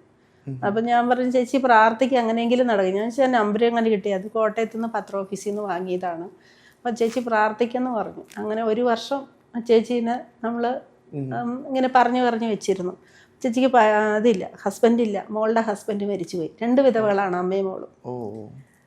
അപ്പോൾ ഹസ്ബൻഡ് ഒരു മാരക രോഗം വന്ന് മരിച്ചതാണ്. മറ്റേ പയ്യൻ ആക്സിഡന്റ് വന്ന് മരിച്ചതാണ്. അപ്പോൾ അവർക്കൊരു സാധ്യതയില്ല, സ്വന്തമായിട്ടൊന്നും ഇല്ലല്ലോ. അപ്പം ഞാൻ പറഞ്ഞു നിങ്ങൾക്ക് സ്ഥലം ഇല്ലല്ലോ, സ്ഥലം ഉണ്ടെങ്കിൽ നമുക്ക് എന്തെങ്കിലും ചെയ്യാമായിരുന്നു എന്ന് പറഞ്ഞു. അങ്ങനെ പിന്നെ ഒരു 6 മാസം കഴിഞ്ഞ് അവിടെ തന്നെ ഒരാൾ സ്ഥലം കൊടുക്കാന്ന് പറഞ്ഞ് ആ സ്ഥലം കൊടുത്തു. പിന്നെ സാവിയമ്മനാണ് അതിനൊക്കെ പോകുന്നത്. എല്ലാ കാര്യത്തിനും സാവിയമ്മൻ തന്നെയാണ് പോകുന്നത്. വീടിന്റെ ഇനാഗുറേഷനും സാവിയമ്മന് പോകും. സാവിയ അപ്പൊ ഒരുപാട് പേർക്ക് വീട് വെച്ചു കൊടുത്തു, ഒരുപാട് പേർക്ക് സഹായങ്ങൾ ചെയ്തു അല്ലേ? സന്തോഷമില്ലേ? ഒരുപാട് സന്തോഷമില്ലേ? നമ്മുടെ വീട്ടിലെ പല കാര്യങ്ങളും ഇപ്പൊ നടക്കാതിരിക്കുകയായിരിക്കും. അതിനുശേഷം നമ്മളെ വീട് വെച്ച സമയത്തും ലോൺ എടുത്തിട്ടാണ് ചെയ്തത്. ലോൺ എടുത്ത് നമ്മൾ വീട് വയ്ക്കുന്ന ഒരു ലോണിന്റെ ഒരു കിട് കിട്ടിയപ്പോഴാണ് ഒരു കുട്ടി കരഞ്ഞു വിളിക്കുന്നത്. അപ്പൊ അമ്മയും മോളും മാത്രമേ ഉള്ളൂ, അടച്ചുറപ്പില്ല. അങ്ങനെ പല സംഭവങ്ങളായതുകൊണ്ട് അവർക്ക് ഉറങ്ങാൻ പറ്റുന്നില്ല. സാവിയമോനെ പോലെ ഒരുപാട് പേര് ബുദ്ധിമുട്ടുകളൊക്കെ അനുഭവിക്കുന്നുണ്ട് അല്ലെ? നമ്മുടെ സമൂഹത്തിൽ ഒരുപാട് കുട്ടികളുണ്ട്, ഒരുപാട് വലിയ ആൾക്കാരുണ്ട്. അപ്പോൾ സാവിയമോന്റെ ജീവിതത്തിലൂടെ ഇതൊക്കെ ഒരു പ്രതിസന്ധി അല്ല, ഇതൊന്നും ഒരു ബുദ്ധിമുട്ടല്ല, നമുക്ക് ചെയ്യാൻ ഒരുപാട് കാര്യങ്ങളുണ്ട് എന്ന് സാവിമോൻ കാണിച്ചു കൊടുത്തു. അപ്പോൾ സാവിമോൻ എന്താണ് തോന്നുന്നത്? സമൂഹത്തിൽ ഇത്തരം ബുദ്ധിമുട്ടുകൾ അനുഭവിക്കുന്നവരോട് എന്താ പറയാനുള്ളത്? അങ്ങനെയുള്ള അടുത്ത് പോകരുത്. അങ്ങനെയുള്ളടത്ത് അങ്ങനെ പ്രയാസമുള്ളടത്ത് പോകരുത്. അപ്പം അത്തരം അതിന് ട്രോമയിൽ ഇതുവരെ പുറത്തു വന്നിട്ടില്ല. കാരണം വെച്ചാൽ ഛർദ്ദിച്ചതൊക്കെ അവർ കഴിപ്പിക്കുമായിരുന്നു. ഫുഡ് കൊടുത്ത അവനെ ഫുഡിന്റെ കാര്യത്തില് പണ്ട് പോലെ ഇപ്പോഴും ഭയങ്കര നീറ്റാണ്. ഫുഡിന്റെ കാര്യമല്ല, എല്ലാ കാര്യവും. അത് ഇച്ചിരി ഓവർ നീറ്റിങ് OCD ഉണ്ടോ എന്നൊരു സംശയമുണ്ട്. ആ രീതിയിലുള്ള ഒരാളാണ്. അപ്പൊ ചിലപ്പോൾ കൊടുക്കുന്ന ഫുഡ് അവന് പറ്റത്തില്ല, ഛർദ്ദിച്ചെങ്കിൽ അത് അവർ വീണ്ടും നീറ്റിക്കുന്നു. അത്രയൊക്കെ കേട്ടിട്ടില്ല എന്ന് വെച്ചാൽ മോനത് ഒരു പക്ഷേ ഈ മോൻ പറഞ്ഞു തന്നുകൊണ്ടാണ് നമ്മൾ ഇത്ര സ്കൂളുകളിൽ ഇങ്ങനെ ഉണ്ടെന്നറിയുന്നത്. വേറെ കുട്ടികൾക്ക് പറയാൻ പറ്റത്തില്ലല്ലോ, അതുങ്ങൾ പറയുന്നില്ലല്ലോ എന്തൊക്കെ സംഭവിക്കുന്നു എന്നുള്ളത്. അമ്മ അധ്യാപികയല്ലേ? അമ്മ അധ്യാപികയാണല്ലേ? അമ്മ പഠിപ്പിക്കാറുണ്ടോ? വേറെ കുട്ടികളൊക്കെ പഠിപ്പിക്കാറുണ്ട്. സാവിയമോനെ പഠിപ്പിക്കാറില്ല? അസൈൻമെന്റ് ഒക്കെ എഴുതുന്നവരാണ്. അസൈൻമെന്റ് ഒക്കെ എഴുതി തരാറുണ്ട്, സഹായിക്കാറുണ്ട്, ഹെൽപ്പ് ചെയ്യാറുണ്ട് അല്ലേ? അമ്മ പഠിപ്പിക്കുമ്പോഴേ ഇപ്പൊ അസൈൻമെന്റ് ഒക്കെ എഴുതി തരുമ്പോഴും അല്ലെങ്കിൽ കവിതയൊക്കെ എഴുതാനായിട്ട് പറയില്ലേ? കവിതയൊക്കെ എഴുതാനായിട്ട് അമ്മയുടെ അടുത്ത് പറയില്ലേ? അപ്പോ വരികളൊക്കെ അമ്മ മാറ്റി എഴുതാനായിട്ട് പോയാ അമ്മയുടെ അടുത്ത് എന്താ ചെയ്യാ? എന്റെ ഇഷ്ടത്തിന് എഴുതണമെന്ന് പറയും. എന്റെ ഇഷ്ടത്തിന് എഴുതണമെന്ന് പറയും അല്ലേ? ഇപ്പൊ നമ്മൾക്ക് ഒരുപാട് ആളുകളെ സഹായിക്കാൻ പറ്റി അല്ലേ? അപ്പൊ ഇനിയും ഒരുപാട് പേര് സാവിയമോന്റെ അടുത്തേക്ക് വരും, ഇനിയും സഹായം ചോദിച്ചുകൊണ്ട്. അപ്പോ ഇനിയും സഹായം ചോദിച്ചു വരുന്നവരോട് എന്താണ് നമുക്ക് ചെയ്യാൻ പറ്റുക? സാവിയമോന് ചോദിച്ചു ഇനിയും സഹായിക്കും. ഇനിയും സഹായിക്കും. നല്ല ചിന്തയാണ്, നല്ല ചിന്ത, നല്ല തീരുമാനമാണത്. അപ്പോൾ എല്ലാ അമ്മയൊക്കെ സപ്പോർട്ടല്ലേ അതിന്? എല്ലാവരും സപ്പോർട്ട് തരുന്നില്ലേ? ഇത്തരം ആളുകൾ സാവിയമോന്റെ അവസ്ഥ അറിഞ്ഞുകൊണ്ടാണോ ശരിക്കും വന്ന് ചോദിക്കുന്നത്? അവർക്ക് അറിയാതെ ഇങ്ങനെ സഹായം ലഭിക്കുന്നുണ്ട്, അങ്ങനെ ഉള്ളൊരു ഇതുകൊണ്ടാണോ? സത്യത്തിൽ ഞങ്ങളിങ്ങനെ സഹായം കൊടുക്കാൻ തക്ക ആളുകളൊന്നും അല്ല. പക്ഷെ എങ്ങനെയോ പേരിങ്ങനെ സമൂഹത്തിലായി പോയതുകൊണ്ട് ആരെങ്കിലുമൊക്കെ കേട്ട് സഹായത്തിന് വേണ്ടി വിളിക്കുന്നതാണ്. അപ്പോൾ ആ സമയത്ത് ചിലപ്പോൾ അവരെ സഹായിക്കാനുള്ള ഒരു എബിലിറ്റി നമ്മുടെ കയ്യിൽ ഉണ്ടായിരിക്കും. ആ സമയത്ത് എങ്ങനെയും വന്നു ചേരും. പിന്നെ ഈ ബുക്കിന്റെ റോയൽറ്റി എന്നൊക്കെ പറഞ്ഞാൽ വളരെ കുറച്ചേ ഉള്ളൂ. അല്ലാതെ അവന് കിട്ടുന്ന ഒരുപാട് അവാർഡുകളൊക്കെ കിട്ടിയിട്ടുണ്ട്. അവന് കിട്ടുന്ന എന്തെങ്കിലുമൊക്കെ സമ്മാനങ്ങൾ അങ്ങനെയെല്ലാം ശേഖരിച്ച് വെച്ചിട്ടാണ് മറ്റുള്ളവർക്ക് കൊടുക്കുന്നത്. അത് ഞങ്ങൾക്കൊരു സന്തോഷമായിട്ട് മാറി. കാരണം എന്താണെന്ന് വെച്ചാൽ നമുക്ക് ജീവിതത്തിൽ എല്ലാം നേടിയിട്ട് ആർക്കും ഒന്നും കൊടുക്കാൻ പറ്റത്തില്ല. നമ്മളെപ്പോലെ തന്നെയാണ് ഞങ്ങൾ ആദ്യകാലങ്ങൾ മുതൽ ഹോസ്പിറ്റലിൽ ഇങ്ങനെ നടക്കുമ്പോഴേ വളരെ പാവങ്ങൾ ചികിത്സയ്ക്കും പിന്നെ അവരുടെ ദൈനംദിന ആവശ്യങ്ങൾ ഫുഡ് കഴിക്കാനൊക്കെ ഇല്ലാത്തവർ ഞങ്ങളും അങ്ങനെയൊക്കെ ആയിരുന്നു. ഒരു സമയത്തൊക്കെ അങ്ങനെ ആയി പോയിട്ടുണ്ട്. കാരണം നമ്മുടെ കയ്യിലുള്ളതെന്ന് പറഞ്ഞാൽ നമുക്ക് ഉള്ളതെല്ലാം തീർന്നു പോയൊരവസ്ഥ, വെള്ളം പോലെ ഒഴുകി പോയൊരവസ്ഥയായിരുന്നു മോൻ ജനിച്ചതിന് ശേഷം. ആ ഒരു അനുഭവത്തിലൂടെയൊക്കെ ഞങ്ങളും കടന്നു പോയിട്ടുണ്ട്. അപ്പോൾ മോനിങ്ങനെ വീട്ടിലിരുന്ന് ഓരോ കാര്യങ്ങൾ ചെയ്യുമ്പോൾ അവന് വേണ്ടി എന്ത് ഹെൽപ്പ് ഞങ്ങൾക്ക് ചെയ്തു കൊടുക്കാമെന്ന് വിചാരിച്ചിട്ടാണ് ഞങ്ങൾ ഫുഡിൻ്റെ കാര്യം ചെയ്തു തുടങ്ങിയത്. അവനെത്തിച്ചു കൊടുക്കാൻ പറ്റത്തില്ല, അവനും കൂടി ഞങ്ങൾ ചെയ്തു കൊടുക്കുന്നു. അങ്ങനെയാണ്. പിന്നെ ഈ സഹായിക്കുക എന്ന് പറയുന്നത് അത് നമ്മുടെ മനസ്സിൻ്റെ അവസ്ഥയാണ്. നമുക്ക് സഹായം വേണ്ടവരെല്ലാം കൊടുത്തു കഴിഞ്ഞാൽ നമ്മുടെ ഈ നാട് എന്നേ നല്ലതായിട്ട് ആരും കൈനീട്ടി നമ്മുടെ മുമ്പിൽ വരില്ലായിരുന്നു. നമ്മുടെ മുമ്പിൽ ഒരാൾ കൈ നീട്ടുക എന്ന് പറയുമ്പോൾ വളരെ നമുക്ക് വേദനാജനകമാണ്. എല്ലാവരും ഒരേപോലെ ഈ ലോകത്ത് ജീവിച്ചു പോകേണ്ടവരാണ്. ഫുഡ് കഴിക്കാൻ നിവൃത്തിയില്ലാതെ ഒരാൾ നമ്മുടെ സൊസൈറ്റിയിലുണ്ടെന്ന് പറഞ്ഞാൽ നമ്മുടെ പരാജയമാണത്. നമ്മുടെ സൊസൈറ്റിയുടെ പരാജയമാണ്. അങ്ങനെ ഒരു ആൾ നമ്മുടെ സമൂഹത്തിൽ ഇല്ലാതിരിക്കണം. അതാണ് നമ്മുടെയൊക്കെ ആഗ്രഹം. അതിനായിട്ട് പുറത്തുനിന്നും വേണ്ട, ഇവിടെയുള്ള നമ്മുടെ കാഴ്ചപ്പാട് ചിന്താഗതിയൊക്കെ ഒന്ന് മാറിയാൽ. സാവിയോ മോന് ഇങ്ങനെ ഒരു ചൈൽഡായിട്ട് ഞങ്ങൾക്ക് കിട്ടി. ഇന്നിപ്പം ഞങ്ങൾക്കൊരു മാലാഖ എന്ന് പറയാം, മാലാഖയായിട്ട് ഞങ്ങളുടെ വീട്ടിലിരിക്കുന്നു. ഒപ്പം അവൻ്റെ വിദ്യാഭ്യാസ മേഖലയിൽ അവൻ അനുഭവിക്കേണ്ടി വന്ന നിരന്തരമായ വേദനകൾ, അവഗണനകൾ, ആശുപത്രികളിൽ നിന്ന് കിട്ടിയ നിരന്തര പരിഹാസം, ഇതിനെയും കൊണ്ടിങ്ങ് വന്നതെന്നൊക്കെ ചോദിച്ചാൽ ഒരുപാട് സ്ഥലത്ത് നിന്ന് ഞങ്ങളെ ആട്ടി ഓടിച്ചിട്ടുണ്ട് ഹോസ്പിറ്റലിൽ നിന്ന്. ഫ്രീ ആയിട്ടൊന്നും അല്ല, നമ്മളിട്ട് അവിടുത്തെ ഡോക്ടറുടെ കൺസൾട്ടേഷൻ ഫീസ് അടച്ചിട്ടായിരിക്കും ചെല്ലുന്നത്. അപ്പം പറ്റില്ലെങ്കിലും ഒന്നും മയപ്പെടുത്തി പറഞ്ഞയക്കുന്നതിന് പകരം ആട്ടി ഇറക്കിയിട്ട സംഭവങ്ങളും ഉണ്ടായിട്ടുണ്ട്. കാരണം അവരുടെയൊക്കെ കാഴ്ചപ്പാടെന്ന് പറഞ്ഞാൽ ഇങ്ങനെയുള്ള കുഞ്ഞുങ്ങളെ എവിടെയെങ്കിലും ഒരു സൈഡിൽ, അത് നമ്മൾ താഴേക്കിടയിലുള്ള വിദ്യാഭ്യാസം ഇല്ലാത്തവർ മാത്രമല്ല, വിദ്യാഭ്യാസം ഉള്ളവരും ഉണ്ടെന്ന് അഭിമാനിക്കുന്നവരും ഈ ഒരു കാഴ്ചപ്പാട്. അപ്പോൾ ഒരിക്കലും എനിക്ക് ഇതുപോലെ തന്നെ ഈ സഹായം ചോദിക്കുമ്പോൾ നമ്മുടെ കയ്യിൽ കൊടുക്കാനില്ലാത്തൊരവസ്ഥ വന്നു കഴിഞ്ഞാൽ ഞാൻ മറ്റാരെങ്കിലുമൊക്കെ ആശ്രയിക്കും. പിന്നെ ഈ പേരുദോഷം എന്ന് പറയുന്ന സംഭവം ഉണ്ടായിരിക്കാൻ വേണ്ടി ഒരിക്കലും നേരിട്ട് ആരുടെയും കയ്യിൽ നിന്ന് ക്യാഷ് വാങ്ങില്ല. അപ്പം ഇന്ന ആളിൻ്റെ അടുത്ത് ഇന്ന കൊടുക്കണം. ഞങ്ങൾ ആലോചിച്ച് ചെയ്യുന്നൊരു കാര്യം എന്താണെന്ന് വെച്ചാൽ, ഒരു ഭവനം പണിയുവാണെങ്കിലേ അപ്പം അതിൽ ക്യാഷ് കൊടുക്കില്ല. അപ്പം ഓരോ ആർക്കാണോ അതിൻ്റെ കോൺട്രിബ്യൂട്ട് ചെയ്യാൻ പറ്റുന്നത് അവർ സിമെൻറ്റ് അല്ലെങ്കിൽ ടൈല് അത് ആ കടകളിൽ നിന്ന് കൊടുക്കുമ്പോൾ അതിനകത്ത് പിന്നീട്, കാരണം വെച്ചാൽ ഒരു ട്രസ്റ്റ് ഒന്നും രൂപീകരിക്കാൻ ഞങ്ങൾക്ക് താല്പര്യമില്ല. അതൊക്കെ പിന്നീട് നമ്മുടെയൊക്കെ കാലം കഴിയുമ്പോഴത്തേക്കും വേറെ രീതിയിലൊക്കെ ആയി പോകും. നമ്മുടെ കാഴ്ചപ്പാടൊന്നും ആയിരിക്കില്ല വരുന്ന ആളുകൾക്ക്. അപ്പം അതുകൊണ്ട് ബുദ്ധിമുട്ടുണ്ടാകാത്ത രീതിയിൽ എങ്ങനെയും ജീവിച്ചു പോകാമെന്ന് ഒരു സാഹചര്യം ഉണ്ടാക്കിയിട്ടാണ് ഈ ഹെൽപ്പ് മറ്റുള്ളവർക്ക് കൊടുക്കുന്നതൊക്കെ. ഒരു ഭിന്നശേഷിക്കാരായിട്ടുള്ള കുട്ടികളെ ഉള്ള പേരൻസിനെയും വീട്ടുകാരെയും ചൂഷണം ചെയ്യുന്ന ഒരു സമൂഹവും കൂടെ നമ്മുടെ ഉണ്ട്. ഒന്നെങ്കിൽ ട്രീറ്റ്മെന്റിന്റെ കാര്യത്തിൽ അതായത് നമ്മുടെ സമൂഹം ഇവരെ ഇത്തരത്തിലുള്ള കുട്ടികളെ, അല്ലെങ്കിൽ എന്താ പറയാ, നമുക്കിപ്പോൾ ഒരു സ്പെഷ്യലി ഏബിൾഡ് എന്ന് പറയാൻ സാധിക്കില്ല. അപ്പൊ കഴിഞ്ഞൊരു ഇന്റർവ്യൂല് ഫാത്തിമ അസ്ലാം എന്ന് പറയുന്ന കുട്ടി പറഞ്ഞത്, ഞങ്ങൾ ഡിസേബിൾഡ് ആണ്, ഞങ്ങളെ അങ്ങനെയാണ് കാണേണ്ടത്, ഞങ്ങളെ അങ്ങനെ നിങ്ങളുടെ കൂട്ടത്തിൽ ചേർക്കണം എന്ന് പറഞ്ഞൊരു സാഹചര്യം ഉണ്ടായി. അത് ശരിക്കും അങ്ങനെ തന്നെയാണോ? ആ ഒരു ഇത്തരം കുട്ടികളെ നമ്മളുടെ കുട്ടികളാണ്, നമ്മളെല്ലാം ഒന്നാണ്, ഒരേപോലെയാണ് എന്ന് തന്നെ അങ്ങനെയൊന്നും സമൂഹം കാണുന്നില്ല. ചില സ്ഥലത്തൊക്കെ ഇപ്പോഴും അന്യഗ്രഹ ജീവികളെ പോലെ ഞങ്ങളെ വീക്ഷിക്കുന്നവരുണ്ട് ഇത്തരം കുട്ടികളെ. അത് പൊതുസമൂഹത്തിൽ പലരും അങ്ങനെ തന്നെയാണ്. ഉദാഹരണം പറയുവാണെങ്കിൽ, വളരെ പ്രശസ്തനായ ഒരു വ്യക്തി, അപ്പോൾ ഇതുപോലെ തന്നെ ഒരു വീടിൻ്റെ കാര്യം പറഞ്ഞ് ഞാൻ വിളിച്ചതാണ്. അപ്പോൾ ഭിന്നശേഷിക്കാരായ കുട്ടികളുടെ ഏത് പ്രോഗ്രാമിൽ സമ്മേളനങ്ങളിൽ ഘോരം പ്രസംഗിക്കുന്ന ഒരു വ്യക്തി.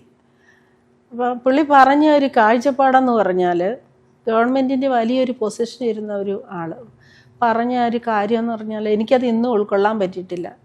വെച്ചാൽ ഇത്തരം കുഞ്ഞുങ്ങളെ അല്ലെങ്കിൽ ഇത്തരം കുടുംബങ്ങളെ സഹായിച്ചാൽ അതിൻ്റെ ഒരു സൈഡ് എഫക്റ്റ് അവർക്കുണ്ടാകുമെന്ന് അവരുടെ ഫാമിലിയിൽ.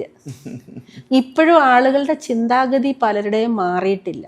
അപ്പം ഇതെന്തോ ഒരു മോശമായ കാര്യമാണ്, അല്ലെങ്കിൽ ദൈവത്തിൻ്റെ ഒരു ശിക്ഷ, അതാണ് അവരർത്ഥമാക്കുന്ന കാര്യം.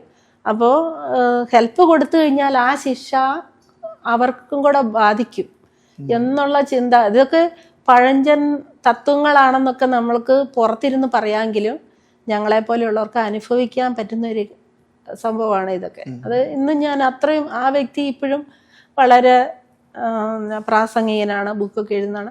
ആളിൻ്റെ സംസാരം ഇങ്ങനെ വന്നു കഴിഞ്ഞപ്പോൾ ഞാൻ ഓർക്കുമായിരുന്നു എത്രയും കുടിലമായ ചിന്താഗതികളാണ് സമൂഹത്തിലുണ്ട്. വിദ്യാഭ്യാസത്തിൻ്റെ കൂടുതൽ കൊണ്ടാണോ? ഇത് ഒരു ഒറ്റപ്പെട്ട സംഭവമല്ല, ഇങ്ങനെ ഒത്തിരി കാര്യങ്ങളുണ്ട്. പിന്നെ ഈ ചൂഷണത്തിൻ്റെ കാര്യം ഞാൻ പറഞ്ഞതെന്ന് വെച്ചാൽ, ഈ ട്രിവാൻഡ്രത്തിന് ഒരു വീട്ടിൽ 3 മെൻ്റലി റിട്ടയർഡ് ആയിട്ടുള്ള പെൺകുട്ടികളുണ്ട് ഒരു വീട്ടിൽ. ഒന്നിലധികം സിബ്ലിങ്സ് എല്ലാം ഇങ്ങനെ ആയ കുട്ടികളും ഉണ്ട് പല വീട്ടിലും. അപ്പോൾ അതുങ്ങളെ ഞാൻ ഇടയ്ക്കിടയ്ക്ക് ഹെൽപ്പ് ചെയ്യുന്നതാണ്. അപ്പോൾ ഒരു പ്രാവശ്യം അവരിതുപോലെ തന്നെ മുഖ്യധാരയിലേക്ക് കൊണ്ടുവന്ന് ഒരു ചാനലിൽ അതുങ്ങളെ കൊണ്ടുവന്ന് അവതരിപ്പിച്ച് ഒരു പാസ്റ്റർ അതുങ്ങൾക്ക് ലക്ഷക്കണക്കിന് രൂപ ജീവിക്കാനുള്ള പൈസ കിട്ടി. അത്രയും പൈസയായിട്ട് ആ പാസ്റ്റർ മുങ്ങി. അതുങ്ങൾ വീണ്ടും ഭക്ഷണം കഴിക്കണമെങ്കിൽ വേറൊരിടത്ത്, കാരണം ഞാൻ അപ്പൻ ഹൃദ്രോഗിയാണ്, അമ്മ ഒരു വലിയ അറിവില്ലാത്തൊരു സ്ത്രീയാണ്. അത്രയും പൈത്യത്തിൽ അവർ ജീവിക്കുന്ന അവരുടെ അങ്ങനെ പോയി. അപ്പം മറ്റുള്ളവർ പറയുന്നതെന്ന് വെച്ചാൽ അന്ന് നിങ്ങൾക്ക് എത്രയോ രൂപ ഇവർ മതി എന്ന് പറയുന്നവിടെ വരെ കിട്ടിയതാണ്, പക്ഷെ അത് നിങ്ങളുടെ കയ്യിൽ എത്തിയില്ല. പിന്നീട് ഒരു പ്രാവശ്യം ആ അച്ഛൻ എൻ്റെ അടുത്ത് പറയുവാണ് 5 ലക്ഷം രൂപ അത്യാവശ്യമായിട്ട് വേണം. ഇന്ന് മുതിർന്ന മോളെ ഒരാൾ കല്യാണം ആലോചിച്ചുകൊണ്ട് വന്നിട്ടുണ്ട്. ഇപ്പോഴും പേരൻസ്, അതാ ഞാൻ പറഞ്ഞ ഭിന്നശേഷിക്കാരായ കുട്ടികളുടെ ചൂഷണത്തിൻ്റെ ഓരോ രീതികളാണ്. ഒരിക്കലും ഈ 5 ലക്ഷം രൂപ കൊടുത്ത് ഈ കുട്ടീനെ മാരേജ് ചെയ്താൽ നോക്കാനല്ലെന്നുള്ളത് മനസ്സിലാക്കാനുള്ള ഒരു ബോധം ആ മാതാപിതാക്കൾക്കില്ല. അത് അവരൊരൊറ്റ കാര്യമേ ചിന്തിക്കുന്നുള്ളൂ. അതിൽ നമുക്ക് അവരെ തെറ്റു പറയാൻ പറ്റില്ല. എന്ന് വെച്ചാൽ 3 പെൺകുട്ടികളാണ്, ഒരാളൊന്ന് സുമംഗലിയായി കാണാൻ ആ ഒരു നിമിഷം മാത്രമാണ് അവർ ആഗ്രഹിക്കുന്നത്. അതിനുശേഷം ആ കുട്ടിക്ക് വരാൻ പോകുന്ന ദുരന്തം അതവർ ചിന്തിക്കുന്നില്ല. അതിലൊക്കെ കുറച്ചും കൂടി മാറ്റം ഈ പേരൻസിനും വരേണ്ടതുണ്ട് പല സ്ഥലങ്ങളിൽ. അപ്പൊ ഈ ചൂഷണം ചെയ്യാനായിട്ട് നമ്മുടെ കുഞ്ഞുങ്ങളെ വിട്ടു കൊടുക്കാതിരിക്കുക. അതുപോലെ തന്നെ ഞാൻ ഈ വിദ്യാഭ്യാസ സ്ഥാപനങ്ങളെ കുറിച്ച് അടച്ചു പറയാൻ ഞാനില്ല, ഒരുപാട് പേര് നല്ലത് ചെയ്യുന്നുണ്ടെങ്കിൽ സാബിയമ്മൻ്റെ ഒരു അനുഭവം വെച്ചിട്ട് ഞാൻ പറയുന്നതാണ്. ഈ കുട്ടികളെ നല്ല ലൈഫിന് വേണ്ടിയിട്ടാണോ, സ്വന്തം ബിസിനസ് താല്പര്യത്തിന് വേണ്ടിയിട്ട് മാത്രമാണ് സ്കൂളുകൾ നടത്തുന്നുള്ളത് ഈ പേരൻസും കൂടെ ഒന്ന് ശരിക്കും ചിന്തിച്ചാൽ അത്ര സ്കൂളുകളിലെ തട്ടിപ്പുകളൊക്കെ കുറച്ചൊക്കെ കുറയാൻ പറ്റും. സാവിയുടെ ഇനിയുള്ള ഫ്യൂച്ചർ എന്താണ്? സാവിയുടെ പ്ലാൻ സാവിയോട് ചോദിച്ചു നോക്കുക അല്ലേ? അത് സാവിയോ, എന്താണ് ഇനി ഫ്യൂച്ചറിൽ, എന്താ ഭാവി പരിപാടികൾ എന്തൊക്കെയാണ്? ഇനി ഡ്രോയിങ് തുടർന്നുകൊണ്ട് പോകണം. പിന്നെ എക്സിബിഷൻ വെക്കുന്നില്ലേ? എക്സിബിഷൻ വെക്കാനുണ്ട്. ചിത്രങ്ങൾ വരച്ചോണ്ടിരിക്കുക. ലളിതകല അടുത്ത തന്നെ എക്സിബിഷൻ വെക്കാൻ വരുന്നുണ്ട്, പ്രോഗ്രാം വരുന്നുണ്ട്. അതിന് നേരത്തെ പുസ്തകം എഴുതാൻ നോക്കണം. പിന്നെ എവിടെയും യാത്രയൊക്കെ പോകണം. വലിയ സ്വപ്നങ്ങളാണോളല്ലേ? പുറത്തൊക്കെ പോകണ്ടേ? സാവിയൊക്കെ അപ്പൊ വിദേശത്ത് പോവാ, അവിടെ സെറ്റിൽ ആവുക, എവിടെ പോവാനാ ഇഷ്ടം? എനിക്ക് ഇറ്റലിയിലൊക്കെ ഇഷ്ടമാണ്. ഇറ്റലി ഇഷ്ടമാണ്. അവിടെ ഇഷ്ടപ്പെടാനുള്ള എന്തെങ്കിലും കാരണമുണ്ടോ? ഇറ്റലിയിലെ സാവിയോടെ പള്ളിയോ, അവന്റെ പേര് ഒരു സെയിന്റിന്റെ ആണ്, ഇറ്റലിക്കാരന്. അതുകൊണ്ടാണ് ഇഷ്ടം അല്ലേ?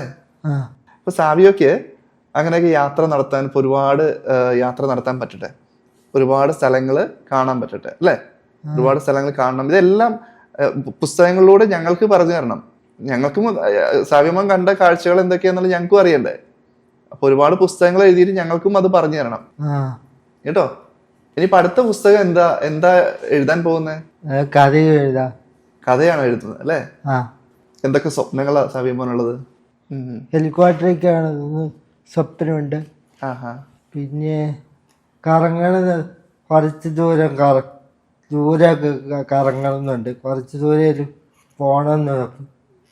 പോണമെന്നുണ്ട്. നമുക്കേ ഒരു പാട്ട് കൂടി, ഒരു കവിത കൂടി പാടാൻ പറ്റുമോ? ഒരു പാട്ട് പാടിയാലും മതി. ഒരു പാട്ട് പാടിയാലും മതി. സിനിമ പാട്ട് പാടിയാൽ മതി. പാട്ട് എനിക്ക് ആര് പറഞ്ഞു ഞാൻ കണ്ടത് ചാക്കര് പാടില്ല. അത് പറഞ്ഞു നിറം കൊണ്ടെഴുതി എല്ലാം മഴവില്ല് വിരിഞ്ഞത് പാടുന്ന ആര് പറഞ്ഞു കളിച്ചെല്ലും കുയിലാണോ കൊയലും പാട്ടാണോ ആരാടി കള്ള ചെല്ലിയതാരാടാവോ ആര് പറഞ്ഞു